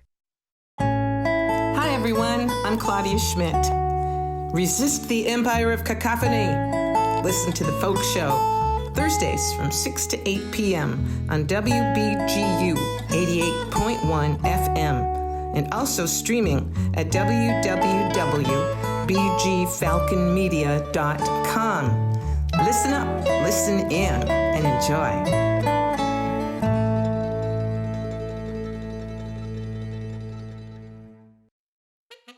Start your day with WBGU-FM and Early Bird Oldies. Tune into Northwest Ohio's community radio station weekdays from 4 to 6 a.m. for classic hit music from decades past. Enjoy all the golden oldies you remember and stick around for local community news and entertainment with The Morning Show. Early Bird Oldies, broadcast weekdays from 4 to 6 a.m. on Northwest Ohio's community radio station. BGSU women's basketball's Lauren Prohaska, the program's all-time leading scorer, set the program record for points scored in a game with 43 points on February 15, 2009 against Central Michigan. This has been history in Falcon Athletics.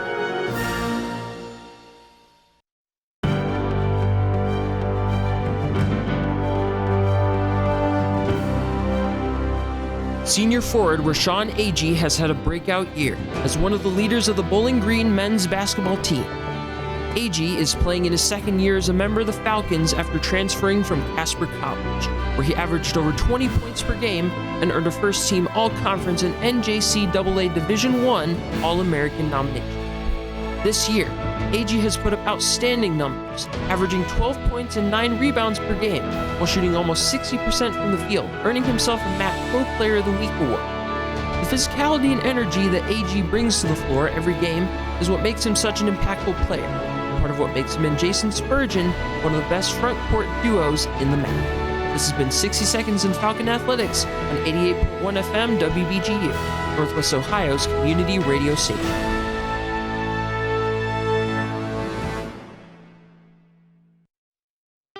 Wake up and get going with the music you know and love.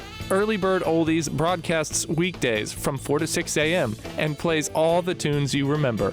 Find WBGU on the bottom of the dial at 88.1 FM or streaming worldwide on bgfalconmedia.com. Early Bird Oldies will put a smile on your face and make you tap your feet. And it's only on WBGU, Northwest Ohio's community radio station. If you're already awake between 4 and 6 a.m., you may as well have a good time. Check out Early Bird Oldies, playing all the hit music of a different generation on Northwest Ohio's community radio station, WBGU. Don't forget to listen to The Morning Show immediately following Early Bird Oldies every weekday, right here on Northwest Ohio's community radio station, WBGU 88.1 FM.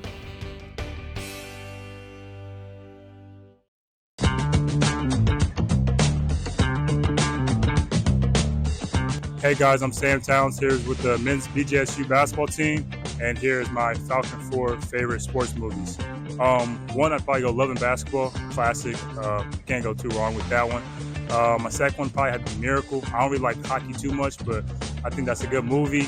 My third one would probably have to be Space Jams. Not the LeBron version, Michael Jordan version, the OG version. LeBron a little weak, but I love LeBron. And the fourth one would probably have to be the new movie with Will Smith, King Richard, about Venus and Serena Williams. So, go Falcons.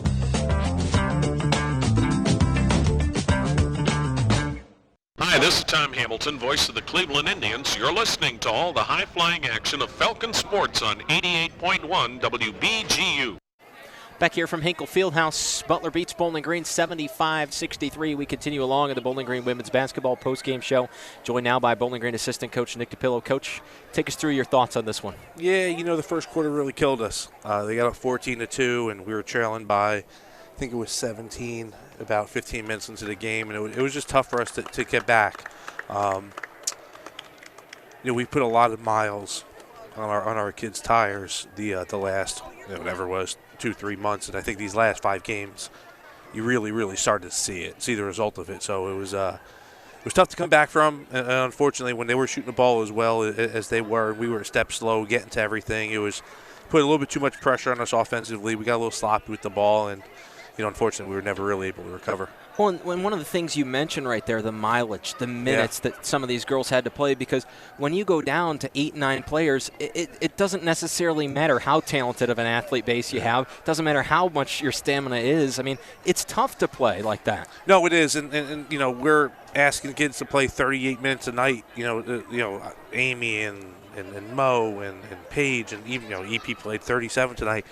You know, when you can't get them a break, there's no opportunity to teach. There's no opportunity to make adjustments. There's no opportunity for them to catch their breath, and it just it adds up over the course of a season for us. Obviously, since really since the Indiana game, we really started to get shorthanded. As we went, it got really, really difficult. But credit to our players for never making an excuse for in everything they were able to put forward. Even when we were in the locker room before, they wouldn't use that as an excuse. They held themselves to the highest standard they possibly could, and unfortunately, it wasn't enough the last few days. You mentioned Porter tonight, 37 minutes on the floor, a new career high from her with 32.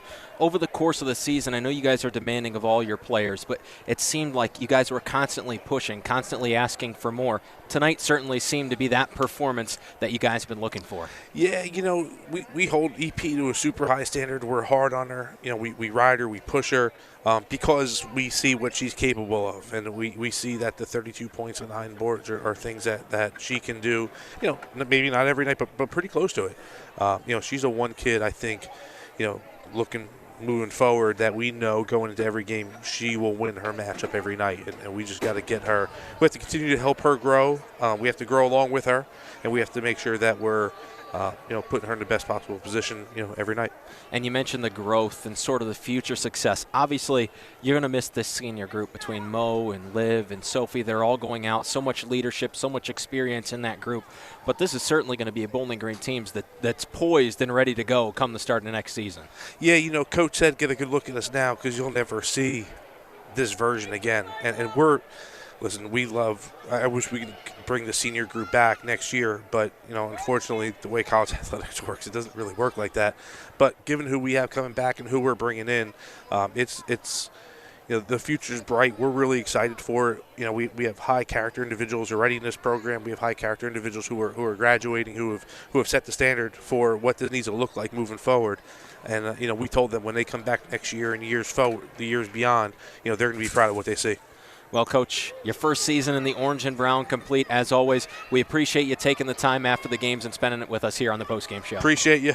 All right, we will step aside one more time from Hinkle Fieldhouse. You're listening to the Bowling Green Women's Basketball postgame show right here on WBGU.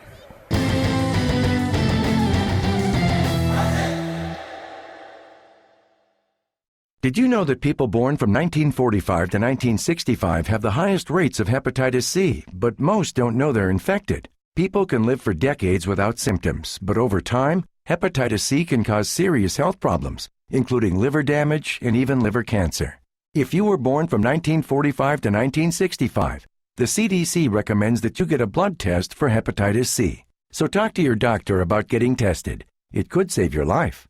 A message from the CDC. Start your day with WBGU FM and Early Bird Oldies. Tune in to Northwest Ohio's community radio station weekdays from 4 to 6 a.m. for classic hit music from decades past. Enjoy all the golden oldies you remember and stick around for local community news and entertainment with The Morning Show. Early Bird Oldies, broadcast weekdays from 4 to 6 a.m. on Northwest Ohio's community radio station, WBGU 88.1 FM. As far back as she can remember, Amy loved computers. How they worked, what they could do. They were a challenge. She wanted to learn as much as she could. So she harnessed her passion, and now she's a cybersecurity officer in the military. If you have a passion, a vision for your future in any field, todaysmilitary.com can be your path to a fulfilling career. You have a calling, we have an answer. Find your way at todaysmilitary.com. Wake up and get going with the music you know and love on Northwest Ohio's community radio station. Early Bird Oldies broadcasts weekdays from 4 to 6 a.m. and plays all the tunes you remember. Find WBGU on the bottom of the dial on 88.1 FM or streaming worldwide on bgfalconmedia.com. Early Bird Oldies will put a smile on your face and make you tap your feet. and it's only on WBGU, Northwest Ohio's community radio station. Back here from Hinkle Fieldhouse, 75-63. The final score is Butler advances past Bowling Green here in the first round of the WNIT. But the performance of the night from the senior from West Windsor, Erica Porter, 32 points, 9 rebounds. And, folks, she's coming back again next season. But, Erica, take us through your performance tonight. First of all, congratulations on a great performance. Thank you so much. Take us through it. I think I started off a little slow in the first. Well, I actually wasn't aware I had 13, I think, in the first half. The post players defensively were just letting me get position, and I took advantage of that. And then I guess I kept going with my right hand, and that's what I'm dominant with, and they didn't stop me. So a new career high for you, obviously not the result you wanted as a team, but a prolific interior performance. And now kind of shifting gears and going away from this game and going into a season overview. Your first season in the Orange and Brown comes to a close today. Obviously not the run you guys wanted in the conference tournament or here in this WNIT, but a season in which you had to battle through injuries, battle through adversity. I mean, take us through your initial thoughts on just the season as a whole and being here in Bowling Green for your first full season.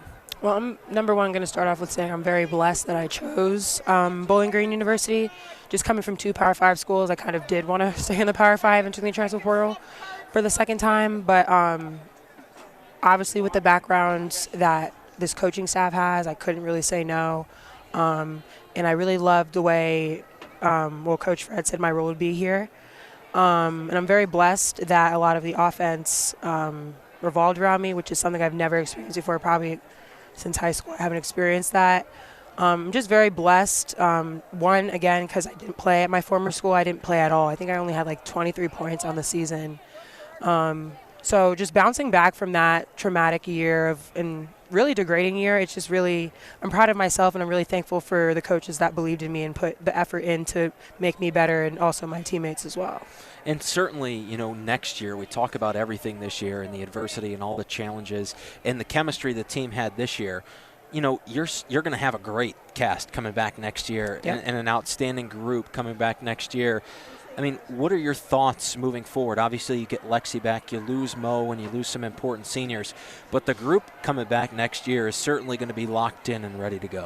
All I got to say for next year is everyone should be scared of us, because, yes, this was it was all a new year for us, a new year for the coaches, a new year for the players. We all literally were introduced to something new, and I think we did really well for our first year for something new. So I think everyone should be scared of us next year. Inside in the post, outside in the perimeter, we're going to be very effective. We're going to be the best. Certainly, a lot of high school players, maybe some players out of the transfer portal, looking at schools, surveying things in the off season, and even moving forward to seasons in the future.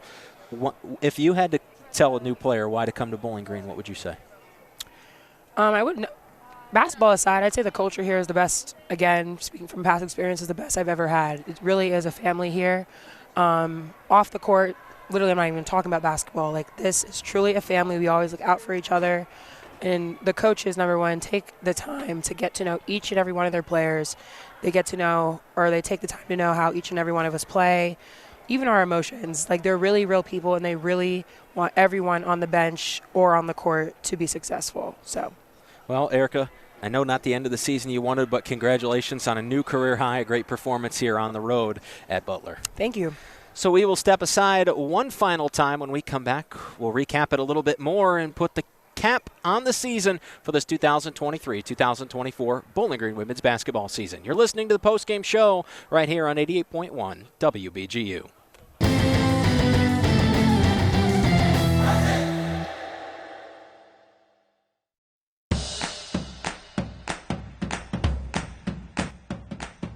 Hey, this is Deshaun Phillip with BG men's basketball team. This is my Falcon 4. First one is NBA Youngboy Nevada. Second one, NBA Youngboy Make No Sense. Third one is Lucky Super Yours, and the fourth one is YG Tech. What's that song called? Not Enough.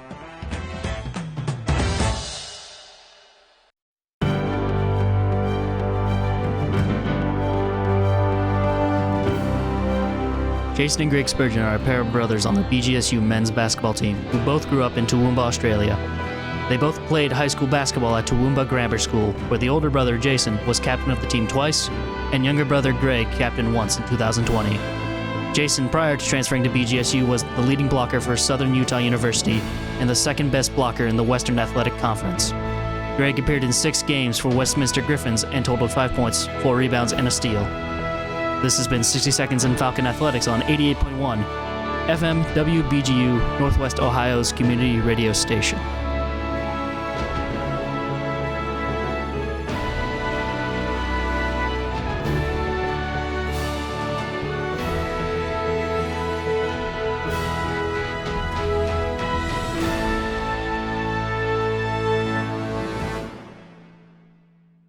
Back here from Hinkle Fieldhouse, one final time. Butler beats Bowling Green 75-63.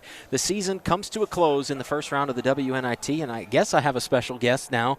Kyle Moyer, or the future Mr. Amy Velasco, as we like to call him, just popped in after the Erica Porter interview, and he threw on the headset. He said he's got something to say. So it's my last game here, so I'm going to let him say what he's got to say. Listeners, just a great opportunity to show our appreciation from BG fans for everything that Brandon has done for this team, covering them on the radio, various places. He goes to Indiana. He's at Butler now, just traveling the country with these women. And I know the women really appreciate him and all the coverage he does. Social media, whether it's game day posts, congratulatory posts, it's everything. So I know from the BG fans, I can speak on behalf of all of them. We appreciate everything Brandon has done for BG women's basketball. I appreciate the kind words, partner. No problem. Fans are going to get to see you next season. Of course, Amy coming back, so I'm sure you'll be locked and loaded, ready to go, whether it's the front row of the student section at the Stro or on the road through various locations that you travel to as well. Yeah, 3 hours tonight. I just love being able to travel and support this team, support really any team that I can. Just love being able to be a part of Bowling Green and Bowling Green athletics. It's awesome, and surrounded by great people, whether it's administration, whether it's Falcon Media, whether it's just the supporters and fans. It's a great place to be a part of. And obviously a big part of the student population increasing at sporting events this year has been sort of the revival of the Falcon Fanatics. You've been a big part of that. I mean, what's that been like? I know obviously you guys have worked with Taylor Jefferson in marketing a lot, but certainly those numbers headed in the right direction, and you're getting that student atmosphere back at really every single Bowling Green sport. Yeah, for sure. Yeah, we put that post out today about our increases. Actually just got those statistics today, so kind of threw them out there. And it was great to see just the increases that we were able to see. We were aiming for more engagement, had a really strong freshman class that came in through the university, and they said, we want to get involved in athletics, and just the support that we saw from them was really cool. Tried to do different things, giveaways. We give away Jets Pizza a lot, just various things that we're able to draw students in, and that's something we try to do, and we're hoping to increase it more next year. Well, that will do it for us here at Hinkle Fieldhouse. And obviously, big shout out to all the listeners, all the fans all season long, this Bowling Green women's basketball team, whatever other team you may support, the hockey team, the basketball teams, the soccer teams, the football team, baseball, softball, whatever it is, continue to come out and support. Students, obviously, what Kyle just talked about, big opportunity to get involved with the Falcon Fanatics. Fans, come out and support, pack whatever venue you're going to, whether it's Meserve Field for softball, Cochran Stadium for soccer, Deutsch Perry Stadium for football, the Stroh Center, Slater Family Ice Arena. Get to them all. Go out and support the teams. Like Kyle said, the players on the floor appreciate it more than they can tell you, because it really does make a difference in the way they play their games. They love to come out to a packed house. And I personally thank you guys so much. You got to hear my last home game of the year earlier this year, and then the Mid-American Conference Tournament, struggling through the post-game show. I'm very well put together for this one. At Bowling Green, it's been so much fun being the voice of this team on and off for the last 3 seasons, last 2 full seasons. So one final time, for back in the studio, the board op, Ben Korak, for Falcon Media Sports Network Sports Director Steve Iwanek, the production director Lucas Kleinmeyer, Falcon Media Advisor Carl Smith, Derek Vandermeer, the rest of Bowling Green Athletics, and everybody that's been a part of this broadcast, and all my past partners as well from all the broadcasts that I've done here at Bowling Green, nearly 300. I'm Brandon Lowe saying so long from Hinkle Fieldhouse. Butler beats Bowling Green 75-63.